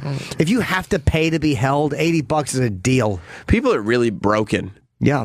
There is somebody that would pay $80 to You cuddle with a No. I don't even like to cuddle with my wife. Dice had the funniest line ever. He was like, my wife goes, I want you to cuddle. I go, yeah, I want you to cuddle my cock with your 2-inch cunt lips. So descriptive. Dude, it's the fucking meanest line ever. 2-inch cunt So many lips. C words in there. I love Oh, it. dude, it's such a great Alliteration line. is funny. It really is. Oh my god. Are you a cuddle guy, Brad? If I know the person, you like to have a cuddle? Yeah. Yeah. Afterwards. Would you cuddle with a stranger or no? No. Would you get turned on cuddling with a halfway decent looking woman, or could you do it just for the emotional effect?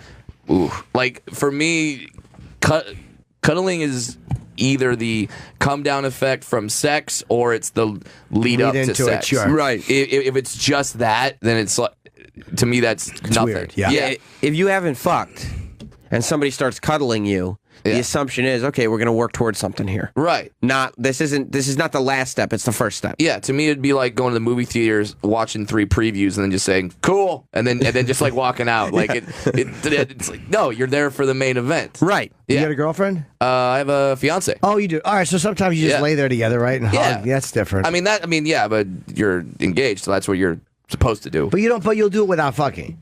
This time you just, I guess that's what people miss that, because you can get a prostitute, but they don't like want to hug you, or you can get friendship, but friends don't really hold you. A lot of guys or people just want to be held. Yeah, it's a little bizarre. It is weird. A little bizarre. Really, really weird. But it was nice doing it, but I didn't mean anything because I knew it was just my friend, so I didn't. Right.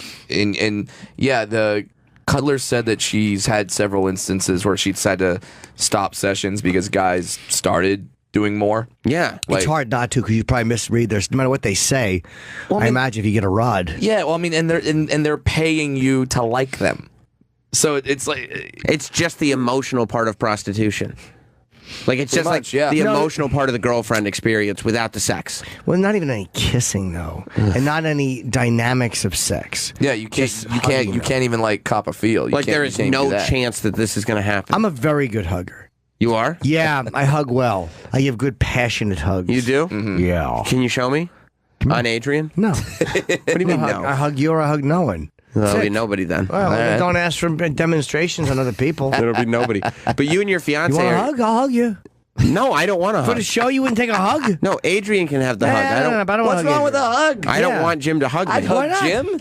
You want to hug Brad? No, I want to hug you. Well, too bad. Here's the problem. You want to hug me too much. No, it's not. That's I where it just gets... feel as the hosts of the show, it's on us. Yeah. Not on hug each other? D-Bag or Travis or fucking Brad or Adrian. This kind of shows the listeners that you guys are bonding. I'll that show you how guys I are hug. Connected. No, we just I'm spent not going to put my dick on you. I don't want to push my dick on you. I didn't say you were going Okay. to. I think this is something you have to know about your partner. Travis, Sam. am I right or wrong? We're talking about hugs. You're right. Just hug the guy. No. Fuck. Why? I just spent a You're week... doing a radio show with him. I spent a week traveling with him. Absolutely. There No is hugs. There is no denying. We had to fly on the plane together. We had to do everything. Did you ever hug on One the way we plane? did. We're plenty close. We only flew one way. That's true. Yeah, what about like a hey, good trip hug? Yeah. No, we had Yeah. a great trip. Everything was fine. I think a hug is in order. I agree. I don't need one. I It's think not you about do. needing. It's about Brad wants a demonstration about, and I'll show Yeah. you a it's non-sexual. I'm not attracted to you. And Sam, you're getting kind of angry about this. I think you need the hug to calm Exactly. You down. know what it is? He's afraid if he stands up, that engorged tent is going to show. It's not going to show, first of all. But I'll show you how you cuddle somebody without being sexual. I don't want that. I know, but just for a second. I think it's important. Yeah. All right. I'll come over there. Okay. Come here. There we go. You're coming over here? Now you got it. What's that? Yeah, you come over here. okay. There's more. I will All do right. color commentary on the hug. All right. Yeah. I'm coming over. Now you got it. I'll show you from the back. Okay. No. From the back? No, you stand here. Jim. Why do I have to do it from the back? No, you don't. You're front. Jim, are you going to be Big Spoon? No, we're standing face to face. We're not gonna face-to-face touch our hug. genitals. We're gonna put our hips together. Come here. Okay. I hate this. He comes in. Can you tell I hate this? Come here. Come here. Oh. Hug me. Sam looks like a cat. He's squeezing me. He's squeezing me. He started squeezing my back. You didn't like that? No. He started caressing me. So what? Just like a hug is. You massage your friend. That looked like Trump and a Miss USA contestant. Yeah, that was bad. That was so handsy. No, but I wasn't meant to be. You started massaging me immediately. I was loosening you up a little bit. You were No, tense. no, I'm not tense. How'd that look? That was fine. Perfect. Could you see that in the video that I massaged? Yeah. Yeah, No, I don't. It looked very. Nothing gay about a friend massaging a friend. No, it looked don't need it. It looked very comfortable and warm. It wasn't either of those two things, as a matter of fact. That's nice. weird that it looked that way Squeeze because your back. you were misinformed based on your sight. Just a buddy hugging a buddy. I don't think so. But you and your fiance are into threesomes and things like that, right? Yeah, we are. So- Yeah, that's how we met. We In a threesome? We met on a threesome app. Was it Thrinder? Yeah, and then I think they're getting sued by Tinder. yeah, then they changed their Why? name now To what? to Field, F-E-E-L-D. So yeah, because Cool. Tinder sued him. But yeah, that's how I met my fiance was on that app. That's kind of amazing because I haven't seen your fiance, but all the podcasts that you've done and everything, everybody says she's See a super picture? hot. Yeah, I got a picture on my phone. So you met her, huh? You met her on that's amazing. You met her on a threesome app. Yeah. Now, was she with a couple or you were single and she was single? How did that work out? I was single, she was single, and then we matched up with a third person who was single, and then the third person, like Guy or a girl? girl, didn't show up on the date. So then it was just me and this other woman, and we're like, "Hey, do you want to keep this going?" And we said, "Sure, let's have a date." So we had a date, and it was supposed to end like in just sex. We were supposed to like talk to each other and be like, "Okay, let's just make sure we're not psychotic." Yeah. And then go do the thing, and then like somewhere in the middle of the date, we're like, "Ah, crap, we actually like each other." That's pretty cool, man. Yeah. So that's how those threesome dates work. You meet in a public place. I mean, you can meet wherever you want. Where did you meet? We met at a coffee shop or something, just like public place, daytime. I want to see what this girl looks like. I mean, I can't have her on camera No, I won't show her on camera. yeah, No, I won't do because she works with kids and stuff. Yay! It's just weird because I won't guess show her. the stereotype about threesomes and things like that is that you don't meet the most attractive people in the world. Not at all, man. You go on a date like that, it's like kind of Oh shit, this bitch got a dick. That's right. That's right. That's right. I'll hold this way. All right, let's see what Jim's opinion. She's very sexy. Yeah, Wow. yeah, She's a martial artist, right? yeah. She's Oh man, what a pretty girl. she's a 4th degree black belt in Taekwondo. What nationality? Half Chinese, half white. Really sexy. Yeah, thank you. Wow. Thank you. So that's what I'm gonna So she was spend looking the for- rest of my life with. So 4th degree black belt looking for another chick. Good for you. Yeah. You fucking struck gold. I really did. Yeah. Did you have a threesome with her yet? Oh yeah, we've had a few. Oh, nice. It's amazing. So let me ask you, in the threesome, did you ever get too fucking like handsy with the other girl or? No, I mean, it's one of those situations where I'm so happy that it's going on that Yeah. I'm like overly cautious. Okay. Like I don't want to I don't want to fuck this up. Sure, smart. Do you guys have rules? What are the rules? Like, you're not allowed to. Yeah. Like when you're kissing the other girl, you're not allowed to kick your girlfriend out of the bed. Yeah, basically that's the only rule. The only rule is if I'm with someone, like she has to be there. Yeah. Like That's a great rule. and it's full. Like she lets me do everything. Like it's not because I've had some friends that have had threesomes where with the other girl they can only kiss them. Like there's no actual sex involved, or they can only but I get to do everything. It's That's great. amazing. Just eat both their pussies? Yeah. That's fucking great. That's an awesome, what an like awesome that? gig. Yeah. When you're just going back like a seal playing multiple horns. It's pretty fucking sweet. So you have one on your face while one was on your dick? I've had that. One yeah. blowing you? Oh, it's so the- hot. The double blowjob is the best thing in the world. Sure. They're just taking turns. Like the two girls, just like one on top, one down below. It's One lick in the bag, one lick in the shaft. It's the best. It's great. It's great when you get that going. It's the absolute. There's no better feeling as a man of like power and stuff. Where it's like I got 2 women doing this. Yeah. The weird thing is though, they have to fucking fight over who has to go down by the balls 'cause that's close to the asshole. Right. They both want the head and the shaft. Right, because know? then like the one head might bump the other closer to it. So Yeah. you're definitely on a fine line down there. Yeah, that's fucking great, dude. When you were single, because obviously you were on the app when you were single. That's when you met your fiance. Yeah. Were you just somebody? Did you just want threesomes? Like you were No. just like, let me. I mean, or- I wanted them. Like I think Can I see your profile on your app? I won't say I want to see anything on the air you don't want me to. Oh, sure. Sure, it's fine. But so were you just on all the apps, and you were like, well, I'm on these apps. I might as well see if I can set up a threesome. Here's how I even got hooked up with this app is I was doing a radio show in San Francisco, California, and we had a bit called Tinder or Grinder, where I would flip a coin, and based on what it landed on, because I was new to San Francisco, I didn't know anybody. I would go on either a Tinder date or a Grinder date. And I actually went on one Grinder date with a very large redheaded bear, and like you guys got along? Yeah, like I made it completely clear to him. It's like, hey, this is just a radio bit, but I'm actually going to do this, and we're going to go out on a date. What was the radio show? It was Kevin Kline Live, and it's still going on in San Francisco. It's Kevin Kline, not the actor, but he was on Playboy Radio. I don't know if you ever did the saucy, racy, and now he's got a great show out there. So let me see this. I want to see your Brad's profile. Yeah, on Thrinder. No, it's now Feeler. What's it called? It's called Field. Field. Yeah. Yeah, Thrinder. It was fairly unoriginal. Sure. But it got the point across. It did. You knew what it was. It did. It's Say, like hey, Tinder, but you there's on- more. You on Thrinder? It's not. It's not. Doesn't make any sense. Travis knows. He knows. He's laughing in there. There, He gets it. He gets it. He gets it. photos aren't loading, but everything else is. How long were you on whatever the threesome app before it actually started working? My fiance was my first match. Really? Yeah. Were you her first? Yes. Did on she the hook app. up with two? Oh, she didn't hook up with two guys. Do you hook up with other guys too? No. Oh, you just want to watch you and a girl and her? Yes. Okay, that's all right. Yeah, and I've told her. That's a great arrangement, by the way. It sure Oh, is. it's fantastic. And I've told her, like, because... You've got your cake and you can eat it too. her name is Cake. Like I've been told that some guys don't like it when their women hook up with other women. Like if they're not there, like that's not allowed. Sure, I don't care. Like right. Like if she wants to hook up with another woman, that doesn't offend me. That's right. Has she without you? She's told me she hasn't. I wouldn't mind if she did. Like, yeah, I don't know if there'd I'd be no want to be judgment. there for that or not. Maybe, maybe not. Because then you're not allowed to hook up with any girls, but you don't care.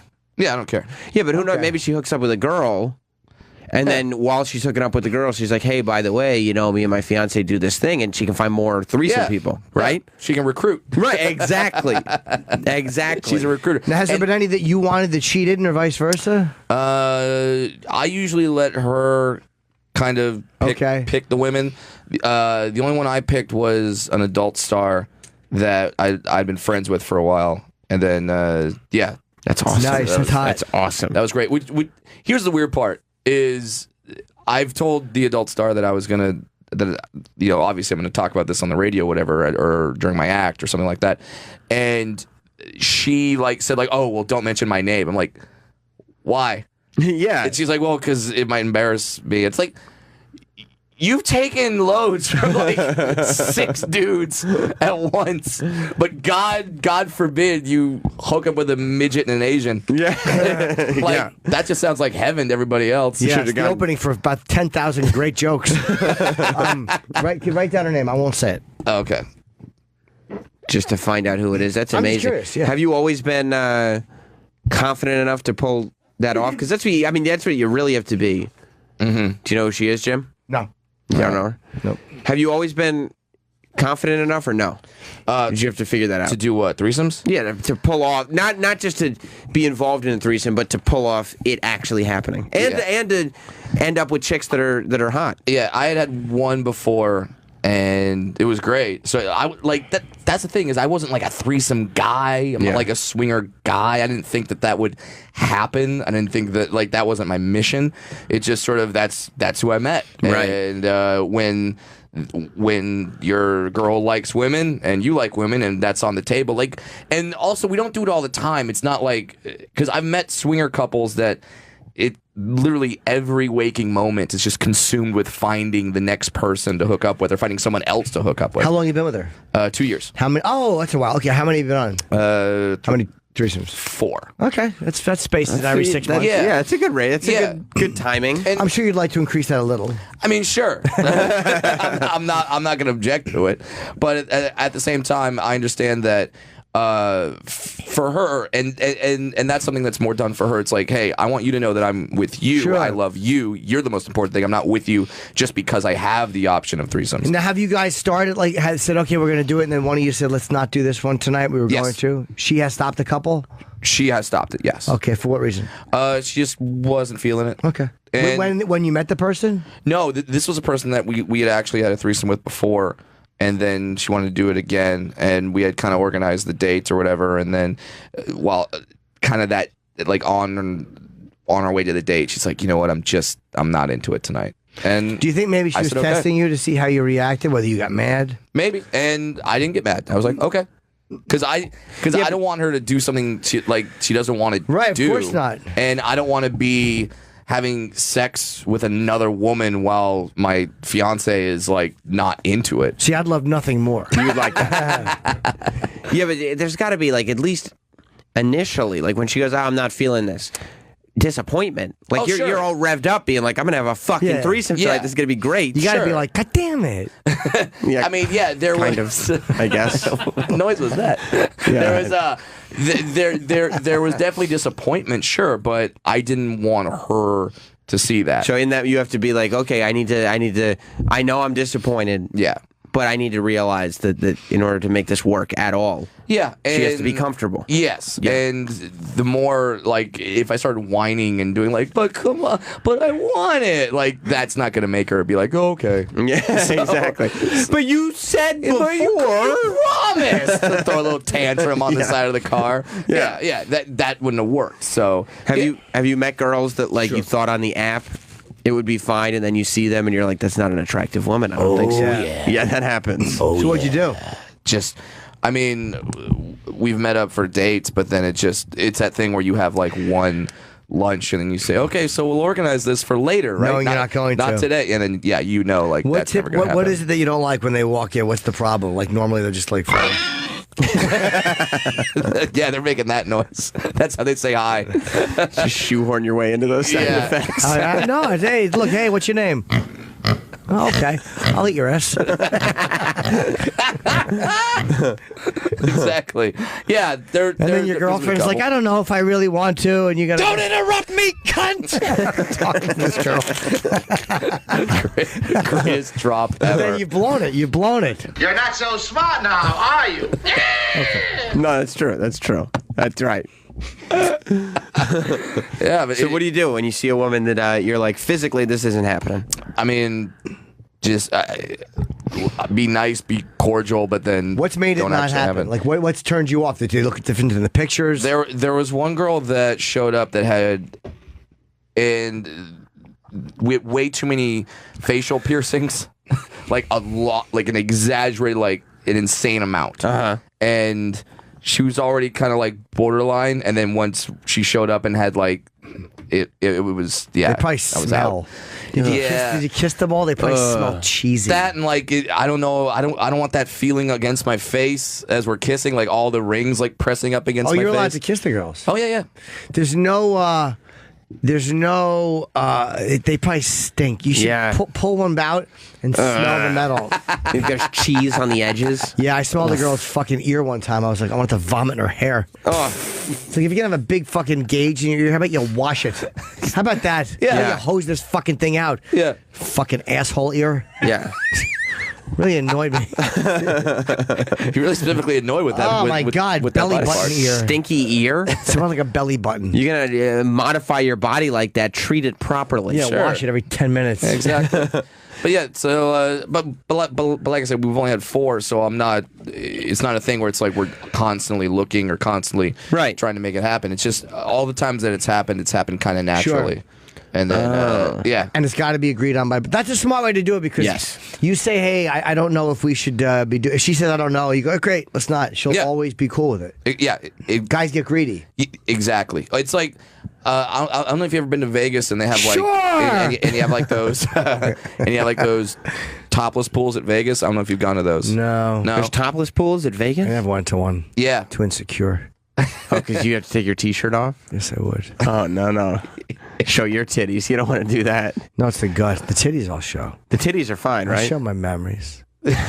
Well, so you just need like a corset and have your tits coming out the top. Yeah, why don't you wear one of those like old school swimsuits with like a tank top? You know what I mean? Like a one piece. It's like a singlet. Like a Chief J Strongbow. That's a reference. You love that reference. I do. Well done. But yeah, like I've told people that when you go to these topless pools in Vegas, the men there are so much better behaved than at the standard pool. Like they're not like creeping on girls. They don't want to get stuff. thrown out. Yeah, exactly. And they're just trying to be so cautious. They're like, I get to look at titties here. Yeah, let me not screw up a good thing. Yeah, Oh, I'd go there. Exactly. You'd go there? Fuck yeah. What'd you do? Look at a pair of tits. You like that? Yeah. Oh, that's so cool, man. Look at her tits. Oh, cool. Yeah. Yeah. What's your name, babe? I'll Peckles. So yeah, so that's how it is with the threesome thing. Where I have a good thing going. I don't want to. Don't blow it. Yeah, I don't want to screw it up. Yeah. Did you find? I guess especially when you were single, I would imagine that it happened. That there were women that wanted to fuck you for the novelty. Absolutely. And would you take full advantage of that? Hell yes. Yes, of course you would. Right? What are you gonna say? No. Feel like, oh, Brad, but you're being exploited. I'm coming. It's not. So you don't. If you found out a young lady just wanted to fuck a midget, that wouldn't offend you? That's how I got laid like 90% of the time. Is it really? Yeah, like just women that wanted to try it. Right. There was a horrible Dane Cook movie called Good Luck Chuck, where like he would.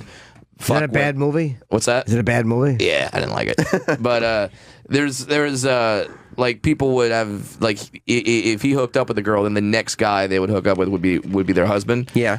I kind of had that syndrome for a long time, where like the woman just wanted to do one more wild thing before she settled down. So banging a midget was like that was there. Oh wow, okay, you were like the last thing, and it's like, oh, I got to try this. My husband will never let me do it. Yeah, okay. I was like the bachelorette party item. So many bachelorette parties. But yeah, it was that kind of thing. Either that, or they wake up the next day next to a naked midget and go, I need to calm down. All right, you sent a lot of girls into rehab? Exactly. Like, this is too much. That's right. If it's any consolation, fucking me is never on their highlight reel either. Yeah. And I'm sure midgets having large penises as a stereotype doesn't hurt. Is that the stereotype? That's what I've heard. that. I'll take you it. haven't heard that, Jim? No. Oh. Well, all right. Surprise me. I've told people that I don't have a large one. Big's your pecker? How big's your dick? Why are you flirting with Brad, Jim? Nothing wrong with it. I'm flirting. Yes, you are. I ain't. Fucking queer. Why'd you get all coy? I'm not. You just did. You fuck a lot of chicks, right? Yeah. How big's your pecker? You get cute and coy. That's way better than your Michael Caine. Love that. Yeah, it was. I think for like sometimes I do like a Q&A with my audience. Like, hey, like I'm trying to search for new material, whatever. 90% of the time, the very first question: how big's your dick? Yeah, of course. It's what like every person wants to know in the audience anyway. What's the answer you give on stage? You got to give a funny answer, right? Oh, sure. Well, I mean, it's and I essentially not even trying to be a joke. It's just the truth. I think my penis is average size, but on me it looks fucking huge. Right. It looks massive. Like if you put my dick on like a linebacker in the NFL, I'd be like, oh, that's so sad. Sure. Yeah. But on me, you're like, hey, good for you, little guy. Right. Well right. done. There you go. Well done. Ron Jeremy always has the same answer. He always says, it's 2 inches from the ground. Okay. Oof. You just hear it so often every interview he does. Yeah. Yeah. That's his line. Yeah. That's his line. Did it start for you in high school? Did you get laid in high school? No, I didn't get laid till I was 20. Really? Yeah. No oral sex or anything? I got oral, but yeah. You got blown before? Yeah. Good for you. Atta boy. Boy, good. Well done. Yeah, no, I have maybe one of the more awkward losing your virginity stories ever. Oh no, grandmother. Hey, I got Werther's original out of it, so I'm not too sad. All the candy. I was dating a little person actually, and she was very religious, and we were dating for about 1.5 years, and I'm just sitting there like waiting, like come on, and then finally she goes, you know what? My parents are out of town this weekend. Come over. And she tells me like flat out like it's gonna happen. And I'm like, all right, fuck yes. Yeah. So get ready. I go over there, obviously very excited, and then we get naked, and then she takes my hand and goes, okay, now I need you to pray. What? And I go, wait, what do you mean? And she goes, I need you because we're about to sin. I need you to ask God for forgiveness. Before? For what? Yeah. Before. You haven't even done anything yet. Yeah. So now I've got like a 20-year-old virgin boner just raging as I like have to get down on my knees and be like, Our Father, please forgive us for what we're about to do. You should have given it a really good one. Dear Lord, please forgive me for knowingly passing HIV to this good person. Lord, please forgive me for trying to slip it in her ass and saying oops. Yeah. Please forgive me for laughing when there's shit all over the comforter. Just go full. Yeah. So you prayed, of course, as all of us would have. Yeah, yes, of course. Smart move. Yeah, I had to pray, and then we had sex, but yeah, I had to pray beforehand. Did you stay both virgins? What's that? You were both virgins. Yeah. Okay. Did you stay with her after that? Yeah, for about another 6 months, and then I started like really doing comedy, and then she left me because she was like I was on the road too much. Wow. So, yeah. Good for you. Right? Yeah, absolutely. And then I end up with a bisexual Asian. Yeah. I win. Yeah. Suck it. How you still keep in touch with that girl? Yeah. I mean, it's hard not to keep in touch with other dwarves because we're kind of we're always sort of linked, and I still go back to the conventions and stuff like that every now and then. So yeah, I see her at the conventions. Do you do comedy at the conventions? Yeah. Are you? Yeah. Are there other dwarf comics? Tanya Lee Davis is really funny, but she mostly does work overseas. Nick Novicki, those are the only three I know. Okay, but yeah. There's Tanya Lee. Yeah, she's doing it for years. She looks familiar. Yeah, I mean she looks like Mrs. Garrett, doesn't she look like Edna Garrett? Yeah. She was in David Tell did a comedy special for Comedy Central, and he had her in it. So she looks familiar. I'm sure I've seen her before. Okay, you'll both do gigs there. What's that? Are there like dwarf cruises and stuff like that? Like, oh man, no. There should be though, because they have every like Motorhead, Kiss, fucking gay. This one, I'm sure they have black. Or, they have every subgenre broken into Black Cruise. I'm sure they do. If that thing overturned, no one's living. Yeah, it all depends on where it originates, whether it's fun or not. But I mean, they have every group broken down into like a fucking, What goes down at the dwarf conventions? A lot of sex. A lot of sex, right? Dude. Well, because the vast majority of these little people don't get laid throughout the year. Well, that's my theory on Comic-Con. That's why there's so much nerd sex at Comic-Con, because it's these socially awkward people. Is there a lot of nerd sex? Oh, there's tons of it. Really? Yeah. Tons of it. Go to the parties after Comic-Con. Oh. All the fucking nerds are banging each other constantly. Where do they bang? Because they go back to the hotel. Wherever they want. The Hyatt. Yeah. But because they're all like socially awkward people. Bunch of sweaty genitals and costumes all day. Exactly. Yeah. Sorry, my Ninja Turtle costume made my asshole smell like onion soup. Their body paint. That was oddly specific. Caking off. Yeah, but they so they meet people that are like-minded. Right. And all of a sudden everything clicks. Yeah. And they can get their fucking dicks wet. The things that make them awkward make them very comfortable. That's it. Yeah, and it's crazy for little people because you literally go from everyone looking at you as...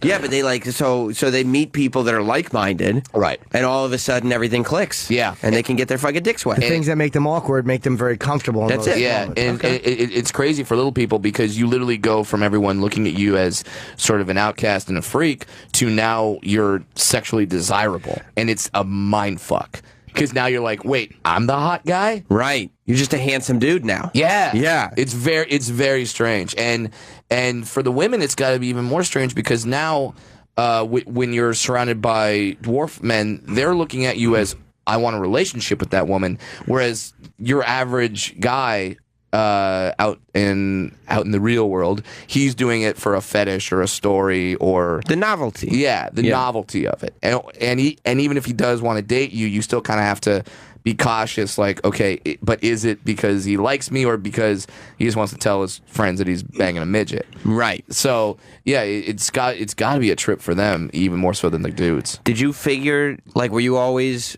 figuring that you'd end up with a full-size woman, or did you think you were going to date exclusively dwarfs? I thought I was going to date little people only. Yeah. I totally thought that. And then I got funny and wealthy, and that switched around. Yeah, your poster was very good for your special, the daddy issues one. Oh, yeah, that was a really cool billboard they had. Yeah, it was me and a baby Bjorn. Yeah, it was fun. and my dad's holding me up. So there it is. Oh, you wore a suit and tie. Yeah, I got a little suit. Do you get in trouble from the little people community when you're on a billboard in a baby Bjorn? I used to, like when I started comedy, and a lot of them didn't know exactly what I did or what my act was about. Then I'd get in trouble. But now they kind of know that my act isn't really negative towards little people. It's pretty positive. So now it's good. Like now when I go back to the conventions, it's a good thing. Whereas before I was kind of shunned. Right. Now they like what you're doing. Yeah, and I did a couple acts. Like I did some stand up at the conventions, and that kind of showed him like, oh, he's not just exploiting us. But if you do that, doesn't it take away some of your? Because part of what you'll do on stage is acknowledge it right up front. So in that audience, you don't acknowledge it at all, or do you talk about it in a way that is different than normal? I kind of flip the language a little bit. So instead of like, hey, I'm a dwarf, isn't that weird? It's more just like, look what we have to go through. Yeah, right. You smell the pussy on that clerk? Yeah, exactly. Like, yeah, you just kind of tweak the language a little bit. Yeah. But it's certainly fun to go back to the conventions because, yeah, like I said, they did not like me for a while. Dude, how do dwarf women respond to you now? Because like a lot of times, like if a black guy starts dating a white girl, dude, it's exactly black women on this show. It's the exact black women get pissed. Yeah, it's the exact same. So the dwarf women are mad that your fiance stole you from them. Yeah, like I got a text from one of them that was like, she took one of the good ones. And it's like, yeah, I mean, yeah, they do not like it when tall women get dwarf guys, and probably dwarf men don't like the vice versa. Because honest to God, if you're in a certain age group, there's only so many attractive little people to pick from. Sure, it's why as a dwarf, if you have dwarf friends, you cannot get mad when they date your ex. Because there's only so many. Yeah, you can't. You're just like, all right, well, you got 5 of them to pick. Very interesting. Okay, so that's kind of like that rule doesn't really apply with dwarves because the number. Yeah. So who's the hottest female dwarf you can think of? Ooh, that people would know about? Or no, that we could just look on Google. Yeah. Who's considered like really hot and fuckable at the convention? Like that, every guy's like, oof. She's married now, but there was a woman who... She a public figure or just a... Kinda. She was on that Kat Von D show. Okay. And she got a tattoo from Kat Von D. Okay. I can't think of her name. But look for Kat Von D or dwarf tattoo, no? Yeah, and I would say she's probably one of maybe the most attractive or close. Trying to look Kat it up. Von D is rather lovely. Oh, she's great. I wouldn't mind her smacking me around, putting her big feet in my face. You wouldn't mind that? Boss. No, I'd probably tell her to stop. We're not married. When you Google it, you put Kat Von D first. Put dwarf or midget first, and then do you have to not do jokes with the word midget in it when you're at the convention, or did they just accept it? I kind of just I do it anyway. Yeah. Because I don't want to adjust my act that much. I don't want to be constantly thinking about it. That and I, honest to God, don't see to what's wrong with that word. I really don't. I don't either. Some people have tried to explain it to me. But I'm just, they're like, well, it was used for carnivals back in the day, and I'm like, but people nowadays don't know that. Right, exactly. That's not where it comes from. It's not where they're saying it from. And little person sounds like just so condescending. It sounds diminutive. Yeah, yeah. And then because of movies, dwarf doesn't sound that much better either. No. So, but like midget, yeah, Snow White ruined that for all of us. I love that with the East Coast accent. All of yous. That's fun. So good. But yeah, so yeah, I don't mind the word midget. I really don't, because it's like if some guy's screaming something from a car, it's gonna sound offensive no matter what. If he's driving by, like, "Fuck you, person of short stature!" Yeah, like he'd be the most PC thing in the world, and it still sounds. I really want to yell that. There she is. Oh yeah, yeah. She's beautiful. Yeah. And she goes to the conventions and stuff? Yeah. So everybody, Very chesty. Very busty gal. Wow, she's really hot. So all the little people must fucking hate her husband. Yeah, tall guy too. No. Yeah. Oh, that bitch. How she tall left is the he? community. She did. She's the Brad Williams She of the sold females. out. Yeah, She sold yeah. out. Exactly. Oh yeah. I didn't sell out. I cashed in. Is that a Gene Simmons quote? Probably. What was Yeah. the tattoo she got? She got cherry blossoms on her rib cage. Oh, that's nice. Man, Yeah. oh man. Yeah. She's a looker, huh? Yeah. Is that Kat Von D? No, that's not Kat. So Okay. one of the other tattoo artists did it. You never had sex with a midget, Jim? I have not, no.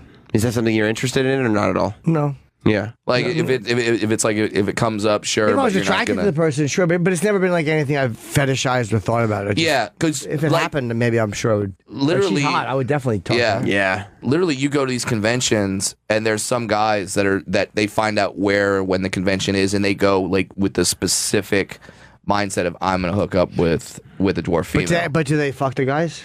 What's that? Do these guys get laid? Sometimes, yeah.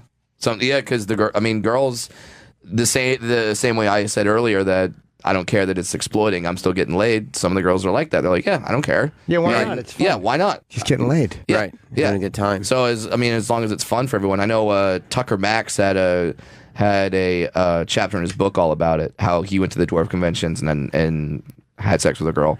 Yeah. So he was probably lying though. No, why would he make that up?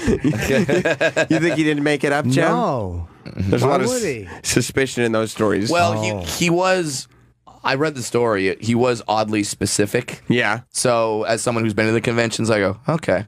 He's I- probably telling. He was probably sitting there at the convention, right? And he's just like, "Oh yeah, I just take notes about what it's like at the convention," and then the rest of be. it just sensationalize it completely. Yeah, could be. Who knows? People think that having sex with a little person's outrageous. It's crazy. Like a lot of people, and I mean, tall people go, "I like a midget." Did Oh you? yeah. cares? During the Crowdwork show last night, I asked a woman if she would ever have sex with a little person. She goes, "I'm kind of conservative." And I'm like, "Hey, what? So what? I only fuck like Bernie Sanders supporters." Exactly. So if I knock you up, we won't abort it. Who cares? But I'm like, how is that? And then she said in the audience that like I go, oh, okay, well then what are you into? And she goes, oh, I love black guys. And I'm like, wait. So I was about to say. Yeah, she only likes Clarence Thomas. The midget community is the last community you can say that about. Like, well, no, I'm not into anything freaky. Yeah. It'd be it's like, do you ever date Hispanic guys? No. that's I'm weird. a That's little freaky. conservative. Yeah, that's freaky. Yeah, it'd be super racist. And I'm thinking to myself like, wait, so you have to bring someone not of your race home to mom and dad. You go black guy way before midget. I'm kind of insulted. Yeah, you know what I mean. I didn't know where I stood on the spectrum of things here, and I don't like my position. And I don't like that she put those racist thoughts in my head. Right. Exactly. He's going to wreck your pussy. All I'm going to do is wreck your self-esteem. Exactly. Yeah, and I don't know that like it made me very upset that she said like, oh yeah, black guys I'll fuck all day long, but midgets, whoa. That should make you upset. I'd be upset if I were you. Yeah, it's fucked up. That and like Yeah, like you said, Jim, black guy will wreck it. I'll leave it in pristine condition. Yeah. Yeah, yeah, exactly. It's still going to be there. You're only big compared to the rest of your body. You're average. Exactly. Maybe she likes that, though. Maybe she likes that feeling of being stretched. All right, I think Jim is working out some of his fetishes. Well, I mean, if she likes that feeling, I have other appendages that will do the job. That's true. It doesn't have to be my dick. I have a very small hand. Have you ever fisted anyone? No. That's not my thing either. Yeah, never. I'd be one of those guys where if someone asked me, I would like probably stop, be like, "Ooh, what? Wait, how did we get here? Why?" And that's something I don't understand. Probably wouldn't do, but if people are into it, sure, great. Yeah, why the fuck not? Yeah, I guess so. We should take a break. I want to tinkle. You do? Is that what you want to do? I have to make. It's not. Travis, Tefbox. Let's go to comment. Yeah. Stupid shirt you're wearing, an Asian Mickey. Yeah, what's the matter with it? I like Mickey Mouse. Yeah, I know that. Yeah, but it's but a different language. why does that have to be You're the a grown Asian man. Mickey? It's Japanese. You're offending. It's a Japanese Mickey, and I'm offended because the eyes are more slanty than the American. Let's Mickey. just going with the theme. Very racist. Yeah, well. Travis. Yeah. You have a small child, correct? Yeah. You know how to talk bathroom language, right? Sure. Does one say make if they're just pissing? No. No, make is shit. That's ridiculous. Stop saying I have to make, make when is you poop. piss. He was saying that the whole time we were in L.A.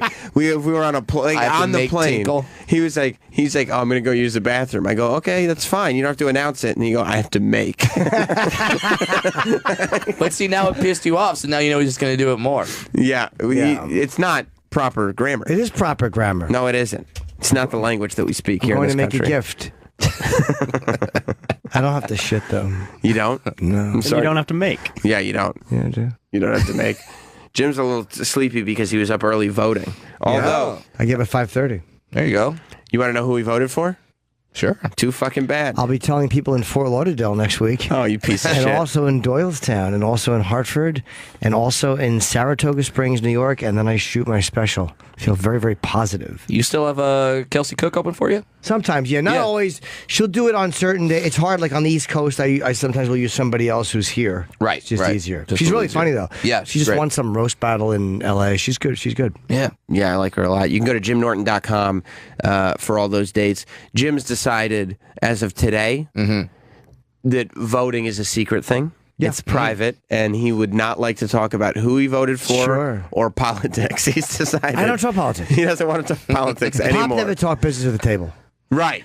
Okay. So we'll come back here on Election Day. We'll come back, and don't worry, Jim. We won't talk politics or voting. How are things going, though? We could just check it out and see what the exit polls are saying. Well, we'll turn the TVs on when we get back. I don't disagree. Disagree. No, I don't disagree. Here on Jim Norton and Sam Roberts. Brad, you're sticking around, right? Hell yeah. Awesome. That's right. Voters hitting the polls in this historic race. Oh, well, that's racist. That's not what they were talking about. Brad Williams is here. You can see him in Vegas on Saturday. Brad's a very funny stand-up. November Thank 18th you. and 19th, he's in Burbank. Flappers. Yeah. 25th and 27th in Pittsburgh. You can get everything at bradwilliamscomedy.com. And I'm coming back to New York. I'll be here January 13th or like 12th through the 14th, I think, and then at Levity Live in West Nyack. Oh, that's a good club. Yeah. Good food there, too. I've been there. That's a Yes. great club. So you've done it before, Jim? A bunch of times. Yeah, it's really, really good. Good. I'm excited to come back. And that's actually going to be my birthday weekend, everybody. How many years young? Oh, 33. Oh, that's the Which same is- age Christ was when he died. Yeah. Okay, that's it's like 74 dark. and dwarf. Do you have shorter life expectancy? Are you going to die earlier? I don't know. Oh, great. Now he's Googling dwarf life expectancy. Yeah. I literally get to watch my life if it's going to end sooner right in front of my eyes. Yeah, I would think the reason Brad doesn't know is because he decided specifically not to He check. didn't want to look that up. Yeah, exactly. It's like, it's like. So, tell me if this is racist. Yeah. People also ask on Google, why are people midgets? I think that's a fair question. Usually because God cried. I usually ask, why are midgets people? Yeah. So, it's weird. That I just got the words mixed up. I don't know sure. if my life expectancy is like I know several little people that lived well into their 80s, so it's certainly not unheard of. But God, now I'm scared. What do the voters look like? Let's get exit polls. Yeah. Well, it said there was Who cares when I'm going to die? Who's winning? It said nobody's winning yet. None of the polls have returned. It's fucking 10 o'clock in the morning. But well, everyone's vote should be secret.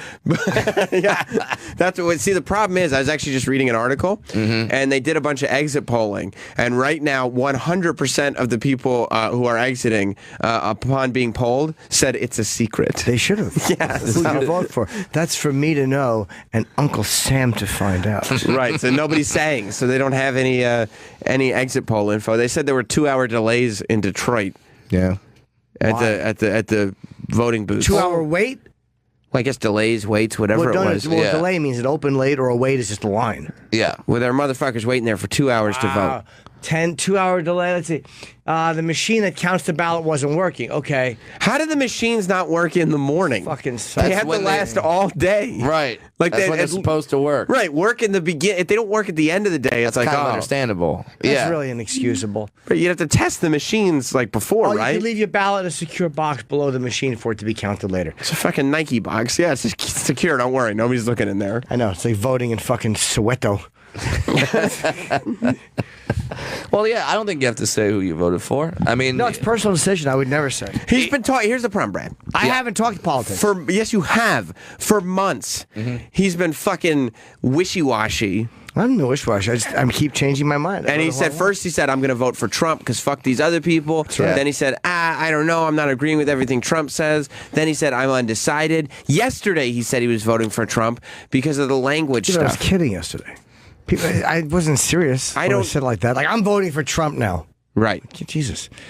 Well, my problem with Trump is a lot of it's the NRA connection too. I don't like the NRA. And so you just want to give your guns to Obama? I don't like Mike Pence. He's too conservative. I like Tim Kaine more than him. But there's a lot about Hillary I do not like or trust either. The Satanism and pedophilia. That's the only things about her I like. Oh, I see. The only good quality she has. I don't think she's I don't think she's a particularly honest person at all.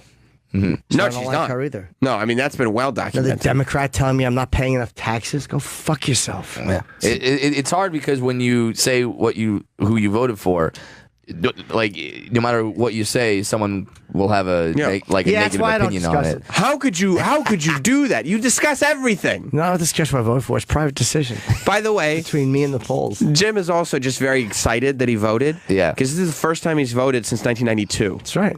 Oh, really? Yeah. And he announced who he voted for in 92, and it was fucking Russ Perot. That's right. It was a great vote. It was 17%. Sure it was. Goes back to Dana Carvey. He did such a great impression. You were inspired. Right. And now after all this time of wishy-washing, nobody cares who I voted for. Everybody. No, they don't. Nobody gives a shit. Your name's on the show. That's right. Yeah, but no one cares. The listeners don't care who I vote for.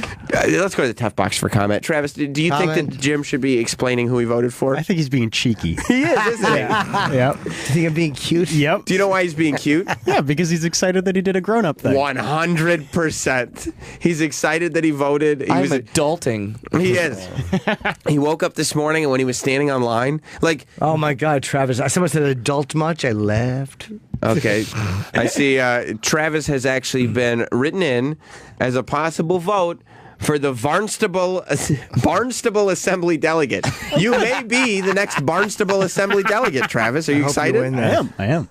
Wouldn't that be Very great excited. if Travis were a Barnstable Assembly delegate? I mean, if you guys really campaigned hard in like the next election, you could totally get him to win something. Yeah, just something like school assemblyman. That's what we're saying. All the people that have like those little elections, like Jim, you were saying you voted in the little elections. You didn't know who most of the people were, right? Yeah, I voted on a couple of the smaller ones. Yeah. Well, when you come across something like that, find those little things and write in Travis Teft. And the goal is that enough people write in Travis Teft in odd elections that somebody kills him. Right. Somebody assassinates him. It's political. Right. We want the United States government to become acutely aware of Travis Teft and the fact that he's influencing a lot of people in various different ways. Alarmed by him. Travis, do you pay taxes? I do. Okay. Yeah. So we can't bust him on that. Nope. Okay. I'm sure there's something. There's something. And by the way, on once he gets tomorrow's show, elected- Travis will be bringing in his tax returns to read them I to will? everybody. That's right. Weird. It's after the election. Well, still, everybody needs to know. right. I don't think. Well, yeah, if you're going to win state assemblyman of That's right. Butte, Montana, That's right. then we have to know. My votes will just cancel each other out because half the people are going to write one F and the other are going to write two. So Yeah, this is that's technically true. two different people. well, tell him right now. What's this proper spelling? It's two. Wait, Yeah. Okay, here's there the you thing. go. But it's one is silent in the beginning. It's theft. If you want to vote for the actor who plays Travis Teft, it's 2 Fs. Yeah. But if you want to vote for the character on the show, it's 1 F. That's true. Yeah, Oh, there you go. Yes, everybody knows that. Yeah. I don't think. The teftification of the U.S. of A. What about it? That's the slogan. It is. Yeah. Make some signs, buddy. Apparently, I have a theme song and everything. Yeah, is there a song that goes with the campaign? Someday there will be. You think so? He can improvise one. I mean, I've heard it. I have What'd too. you think of it? It's not good. You don't want to use it for your campaign? No, Okay. I'll pass. Okay. You didn't like it? No. It's terrible. Party people. You guys can totally get him to win something. I think we will. Yeah. I think we will. Even if it's like a garbage man or something. Something. He's going to have a different job tomorrow. Sanitation secretary? I think he could do it. Come on. I think he could do it. Yeah. Oh man! I don't think anything's that much is going to change though. Like people are like, "This is it." Like we've had this crazy election cycle, and it's been so like vile and venomous and argumentative. Like, there's no way. Let's say Trump won. I don't think Trump's going to win. I think Hillary will win quickly tonight. But if Trump won, everybody that hates Trump will continue to hate Trump. Yeah. And assuming Hillary wins, all the people who support Trump are just going to keep supporting Trump and saying that the election's rigged and that Hillary Clinton is a pedophile. Hey, they should. If she wins, they should call her Billary. That's not an interesting thought. It's not. It's funny though. No, it isn't Bill funny. And Hillary together, Billary. It's not original. Sure, It's been said many times. Billary is Yeah, them I got together. it. I got it. But Bill's not even campaigning with her. Not Hillbill? No, Billary. Billary. Bill stays home most of the time. It doesn't. That's he's dicking bimbos. Yeah, exactly. He's at home dicking bimbos. That reference worked like a couple decades ago. Billary. But it doesn't work anymore. Sure it does. No, it doesn't. Like Brangelina. They're divorced. They're working on it. What did she say? He picked one of the kids up by the legs and threw him off the plane? I think that's what. That's true. Sure. That's the reason. Yeah, I think that like the anger is still going to be there. Yeah. And I just want. I'm curious because if Hillary wins, yeah, do you think Trump will actually give a concession speech? Can you imagine him actually saying? She ran a great campaign. Not in that she voice, did I it well. Well, he'll sound more like him. But yeah, I'm gonna make you sound like the Godfather. I cut off a horse's head and I put it in his bed. Oh, he described what he did literally. Yeah. I think that he will give a concession speech without complimenting her. I think that it will be one of these things where he won't say anything about how good her campaign was. He'll just talk about how great his campaign was. Right. And then in his concession speech, he will announce Trump TV. That is my prediction. Do you think this is just like one long ad campaign? 100% for Trump TV. I think that he will announce Trump TV during his concession speech tonight. That is my That's bold if he prediction. loses. You know, I think he will lose. in this great country, we don't know shut until up. all the votes are counted, and the votes are all secret. Until the votes are all counted, and they're all secret. Every last one of them is a secret. That's right. You vote your conscience. Don't let anybody pressure you. Jim is just getting excited because he did an adult thing. I always do adult things. And adults say it's a secret ballot. It so is a now- secret ballot. it is a It's secret between ballot. it's between me and the poll. He's just using buzzwords that he's heard on CNN. That's it. Exit polling. I love exit polling. That's what he's doing. You're 100% right. Because he's like, what's the exit polling? Yeah. Yeah. Let's go to James in North Carolina. I'm you want right to here. call the show. It's 866-969-1969. Brad Williams is in here with us. What's going on, James? Good morning, guys. Good morning. Hi, James. So, good morning. So, Sam, I think you got it backwards. He's the one being taken to court for raping a 13-year-old. She's just a douche. Yeah, but guess what? James. It's not true, that story. That story came out as false today. Like, and they said it wasn't even paid. Like, the first suspicions were, oh no, somebody paid him off. But then the Daily Mail came out and said that it just simply didn't happen. It didn't happen. It's not true. Right. That's so you the can hate update. Trump all you want, but he did not rape a 13-year-old. Michael in Maryland. Welcome to Jim Norton and Sam Roberts. Ooh, is this from friends with Bob of Bowie? Hey, Jim Sam. Hey, buddy. What's going on?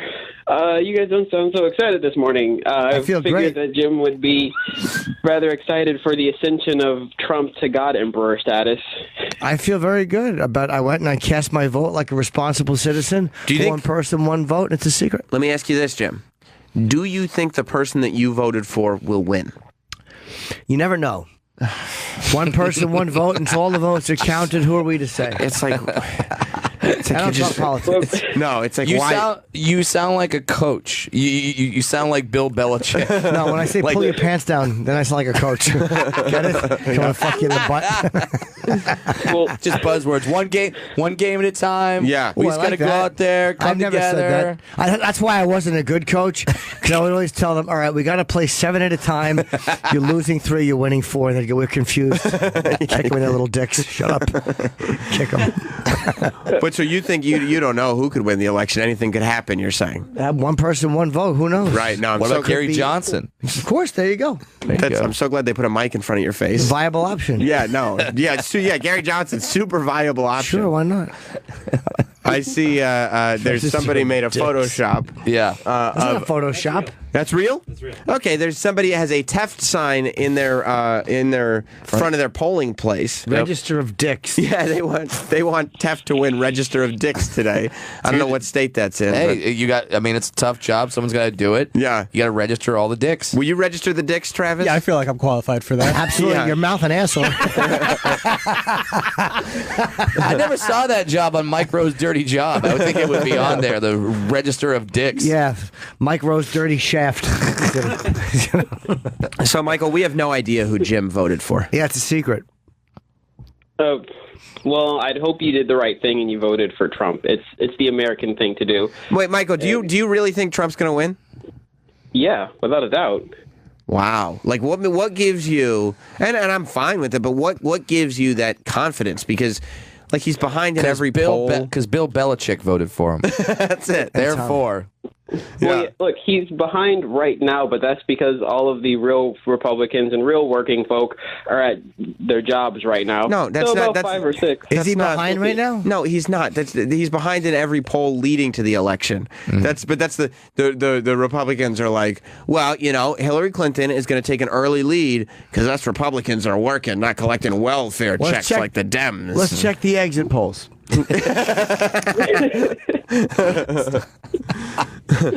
Find a new buzzword. Michael, do you think Donald will win by a lot?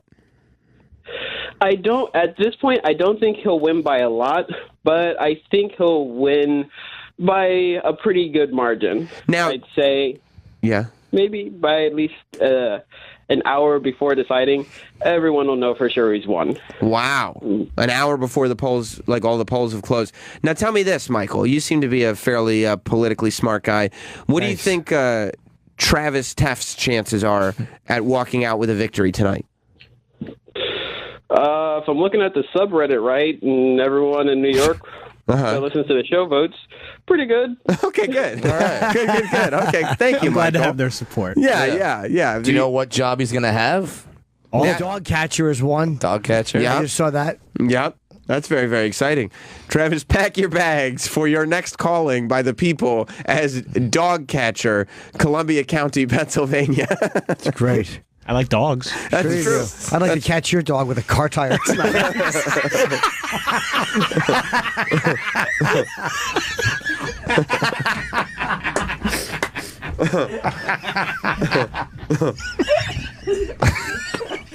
Love that.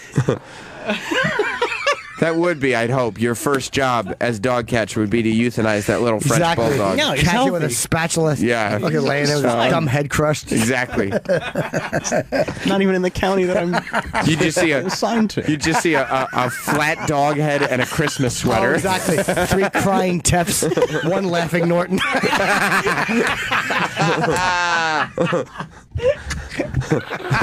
You're getting way too much joy from killing this dog. Oh, they really want my dog dead. What's wrong with your dog? Nothing. They just think it would be It's funny. just yours. Yeah, it's mine. It's a little. so it's it should be dead. It's a shitty little French bulldog that doesn't know how to breathe on its own. It shouldn't exist. So yeah, the dog has to sleep with a sleep apnea mask on. Fine. Exactly. Exactly. Does he sleep with a bone in his mouth? They have to prop that mouth open. That's Yeah, he amazing that they instinctively know to do that. You know what's actually? I just read an article about these dogs. What's actually really good for a dog with sleep apnea? What? If they sleep with a plastic bag over their head. It helps. Yeah. It really You does tighten help. it. Yeah. You got to tighten it to the collar. Real tight though. That's Right. true. Yeah. And they could be your fun little astronaut dog. Yeah, and then For about they, 10 minutes. and then they might struggle for a little bit, but they eventually calm down dramatically. They go to full night's quiet. rest. I'll tell you Full what night's helps, rest. what helps them breathe better is a work boot in the rib cage and breathe right. Cunt screamed at them. Helps that them a right? lot. Yeah, trust me. There he is. That's a cute dog. Yeah, there he is. It is a cute His dog. fucking cross-eyed Yeah, his big face. dumb ears. Yeah. Fucking rodent ears. Fucking shitty rat. The dog's 9. It's not gonna be around that much longer anyway. No, That's no, true. not at all. They never That's make true. double digits. No. Yeah, he's old. No. Just walking around, looking in 2 different directions. Yeah, exactly.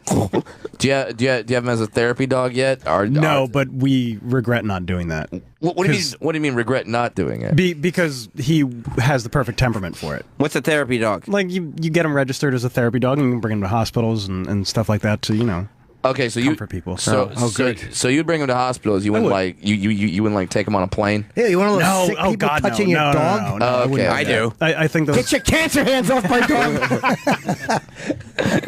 Oh, you mean like an emotional support pet? Yeah, no, I don't. that's I what don't I'm talking believe in about. that. Okay, good. You know what would I'd be love to great? bring an ornery pit bull into a fucking sick ward. Just frighten all the people. This is my- They're like, more hair falls out. Yeah, Ah. for all the kids going through terminal diseases. Yeah, you just bring in a big mean dog, barks at them. That would be great if Travis went to all the trouble of getting his dog registered. Yeah. Then he brought him in to take care of sick kids. And the doctor's like, let me just take the dog. And half an hour later, Travis goes, what happened to the dog? And the doctor goes, well, we euthanized it. What do you think happened to it? It's dead. Or if they were rushing someone sick by on a gurney and his dumb leash got caught in the tire and it choked him, and they're dragging his dead body down the fucking hallway and all the kids are crying. And Travis is crying with them. Yeah, he's trying to fucking chase his dog down. Terrible day at the hospital. Yeah, being dragged to death. There's just French bulldog blood What would being happen? trailed across. What would happen if you if you hit that dog with those heart panels? Yeah. Clear. Hey kids, here's a fun game. It's called Cure the Dog. Yeah, it'd probably flip a few times. They hate your dog, man. No, we don't. No, it's a good dog. Okay, it's a good dog. It should be dead, but it's Yeah, absolutely. It's a good. I look forward to referring to it in the past tense. He was good for It them. was a good dog. It was good. The dog was good. It had a good life. He was good for the family. I'd love to read one of those stories about the. Me too, the obituary. Dog. Yeah.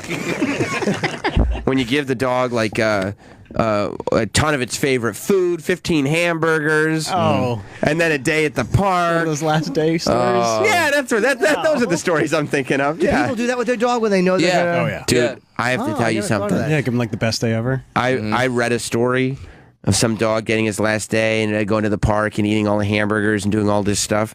By the end of it, I was fucking bawling like a woman. Probably hungry. And it, and it wasn't even. How come he gets hamburgers? Exactly. I would never waste hamburgers on a dog that was about to die. I wouldn't even feed him the last day. You wouldn't? I would just scold him. Shut up, Burton. so then death is just a sweet release for the dog. Yeah, exactly. That's very good of you. Make the dog, make the dog wish for death. So what do? You take it to the dog park? You fucking... Yeah, you give it all its favorite food. You do everything it likes to do. Yeah. Why don't you just do it for a week? Why only one day? Because it's his last day. Well, because then it might kill the dog. Yeah, you can't give him a ton of hamburgers and shit that dogs aren't supposed to eat. Yeah, just all right. You finally want that chocolate bar. All right, Yeah, there, exactly. There you go. I couldn't do that. That's too depressing. It's so fucking So what'd they do in the depressing. store? What'd they give the dog? I told him 15 hamburgers. 15? Something like that. It was a big, like, golden retriever dog. Oh. And there were pictures of it and everything. What was wrong with the fucking dog? I mean, it's an old dog. You killed him, you know? But there were pictures of the dog enjoying the food and running around, and I was like, what the... Dogs are the fucking worst. Well, if the dog's running around, maybe it's not sick. Probably asshole. wasn't, right? Yeah. I'm down. Like, dogs are the best for, like... whatever it is, 14 years or however long you have them for. And then that last day, they will fucking destroy you. Every for a time. while. For a Running while. around, fucking scratching up your stuff. Good riddance. That's what I told Jess when we got a dog, because Jess has never had dogs before. And I was like, Jess, you enjoyed this dog. I try to remind her like every couple weeks.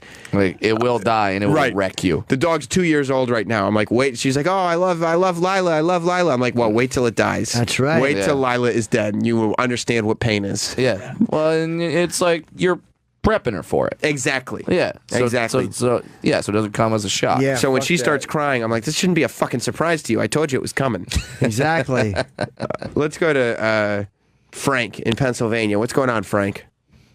Hey, this place in Fort Myers, Florida, it's called Collier. I don't know if that's township or whatever. But they're actually they're electing a mosquito control commissioner for both seats 4 and 5. So I think that the temp man would have an opportunity to take into one of those positions. Mosquito commissioner. Wouldn't that be great? You know, Travis. Yeah, I would take that. You know why? You could single-handedly, if you get this position, take care of Zika for America. I could. And it's in Florida, so I could go to Disney World all the time. Or, look, Travis, we want you to God willing, Zika could take care of him. that'd be great. That'd be terrific. Yeah. Yeah. It's a terrible idea, Brad. Travis decides his daughter needs a little brother, and that little brother's going to have a tiny little head. That's right. Fucking little hat wearing idiot. In February, synchronized collapse underneath. Let's go to John in Virginia. What's up, John?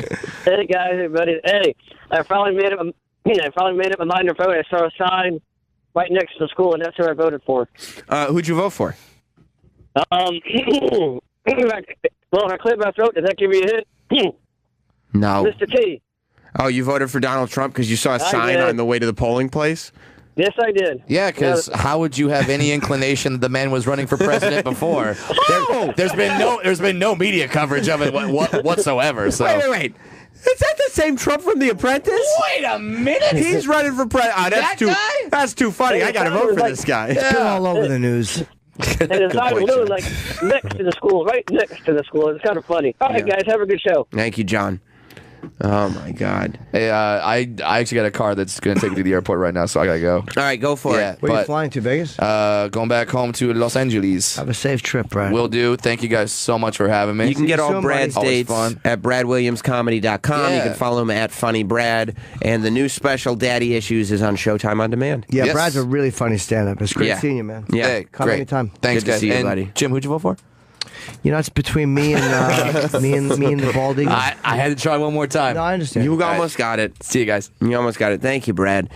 You want to call the show? It's 866-969-1969. Do you think, Jim, that it's going to get better after this or no? Like all the Donald and Hillary stuff? Be good, buddy. No. It's not, right? I don't think so. I think there's too many checks and balances for any one person to do so much. You know, I just don't think so. It'll change a little bit. No, I mean the way that the country feels. Like the amount of negativity. Yeah, there was a lot of negativity during Obama's campaign. You don't think first one? You don't think that if Donald Trump won, like Hillary knows how to play ball, but if Donald Trump won this election, the country would change dramatically. The perceptions and certain things, but the way our day-to-day lives wouldn't change dramatically. I doubt it. I think they probably would. It wouldn't, because I don't think any of them can get that much done.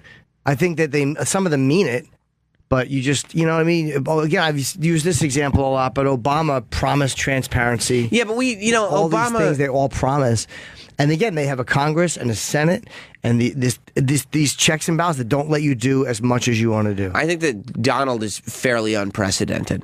Like, Yeah, I think Obama you're right. did say that, but Obama was also a politician going in. Like, all these people, part of the reason why nothing gets done is not just because of the way it's set up. It's also because people want to. It's not a no tomorrow situation.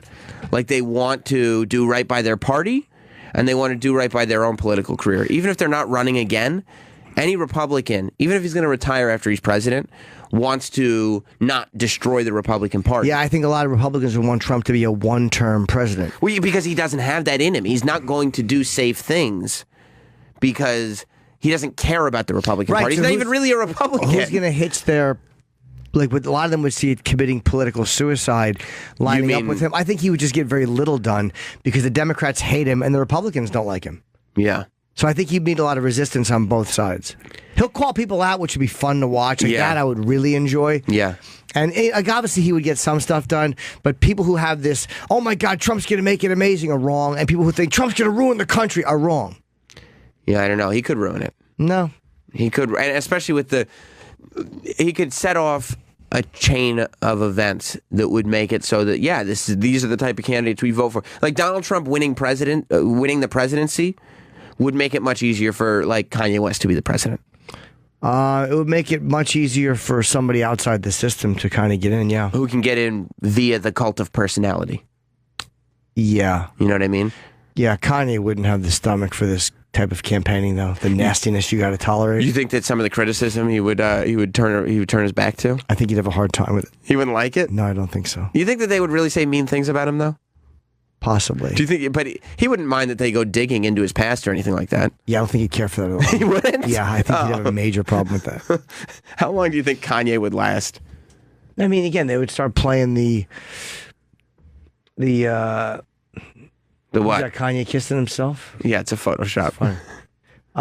They would start playing that George Bush hates black people. They would just go into his lyrics, and you know, it would just be annoying. Take no time at all, would it? It would just be annoying. It would for him. Yeah, it would. Let's see where the people are. Yeah, let's talk to the exiters. These are the exit polls. Kyle in Iowa. Kyle. Hey boys, what's going on? Hey man. Hey, by the way, I love that we've started. There's a poster that says "Well Hung Teft" from Teft Box to Oval Office 2016. Fair enough. I do love that we've started this campaign on Election Day. Yeah, why not? Start one. Yeah. West Coast. No, you're 100% right. Sorry, go on, Kyle. Now, I personally have voted for the Teft. I believe that we need to get out there and we need to grab America by the testicles. That's right. That's right. That's right. What did you vote for him for? For president, man. Okay, that was probably a little far. No, I don't think so. That's good. I don't know that Travis is ready for president. What I love about the whole Teft thing is really there's people who hate it. It's not funny. I don't get it. Like that makes me happy. Yeah, keep not getting it. A lot of people don't care for it. Yeah, a lot of people hate it, and I like that. Brian in Jersey. How are you guys doing? Good. Hey. First time, long time. Excellent. If Travis is interested, he can expand his horizons and go for the coroner in Lexington County, South Carolina. That would be a great job. Why not? Yeah, you could bury that dog of yours. Yeah, exactly. Do it for free. Thank you, Brian. Yeah, I put him in his shoebox. I think. What did D-Bag just say? I don't know. Derek, what are you talking about? He throw up a little in there? Sam wants to know. Did Sick Baby throw up? Oh, he's vomiting. He's shaking his head now, saying he's vomiting. Ask him what he said. What did you say? I'm distracted by something. He was distracted by he's talking to somebody. Well, who's he talking to? I'm sorry, I don't know your name. Carrie. Carrie. Oh, D-Bag's in there making a little time for the ladies. Wow. Who's he talking to? He's talking to Carrie, his friend Carrie. Oh, well, excuse me. Which one D-Bag, so sorry to Carrie, come around here interrupt. so Jim can see you. Let's take a Hello, look at how Carrie. are you? Hi, I'm good. How are you? Good, thank you. And do you work on which channel? None of them right now. She works on distracting the people on this channel. Volume. Oh, okay. Yeah. Yeah. Derek's telling her to get closer. He's good. Yeah, He's very helpful. Derek's telling her to get closer, as if he's like, Carrie, my job is to focus on the show, okay? Yeah, so Closer to the mic, Carrie. Does he keep it professional? Yes. All right. Do you know when D-Bag was a baby, he used to throw up a lot? That's disgusting. Did you know? Yeah, don't look at his thumbs either. He's self-conscious about them. Oh. Carrie, you want to know something crazy? Yes. Did you know he was a preemie? Yeah. He was. Yeah. He had, his first couple months were in an incubator with his hands sticking out. Yeah. Month early. Yeah, did you know that? I didn't know that. Yeah. He did. That's why he always walks in at 6:45. He's early. Oh, all right. We should wrap the show up. I'm sure D-Bag will be happy about that because he She's can get really hot. Carrie is? Yeah. Yeah. Is that the one he said that he was? No, there was another one. There was another one. She just left very quickly. She fucking ran out of there. Sorry, Derek. D-Bag likes to keep his pimp hand strong. Yeah. He always likes to chat it up with the ladies, but he does it on the DL. He sure does.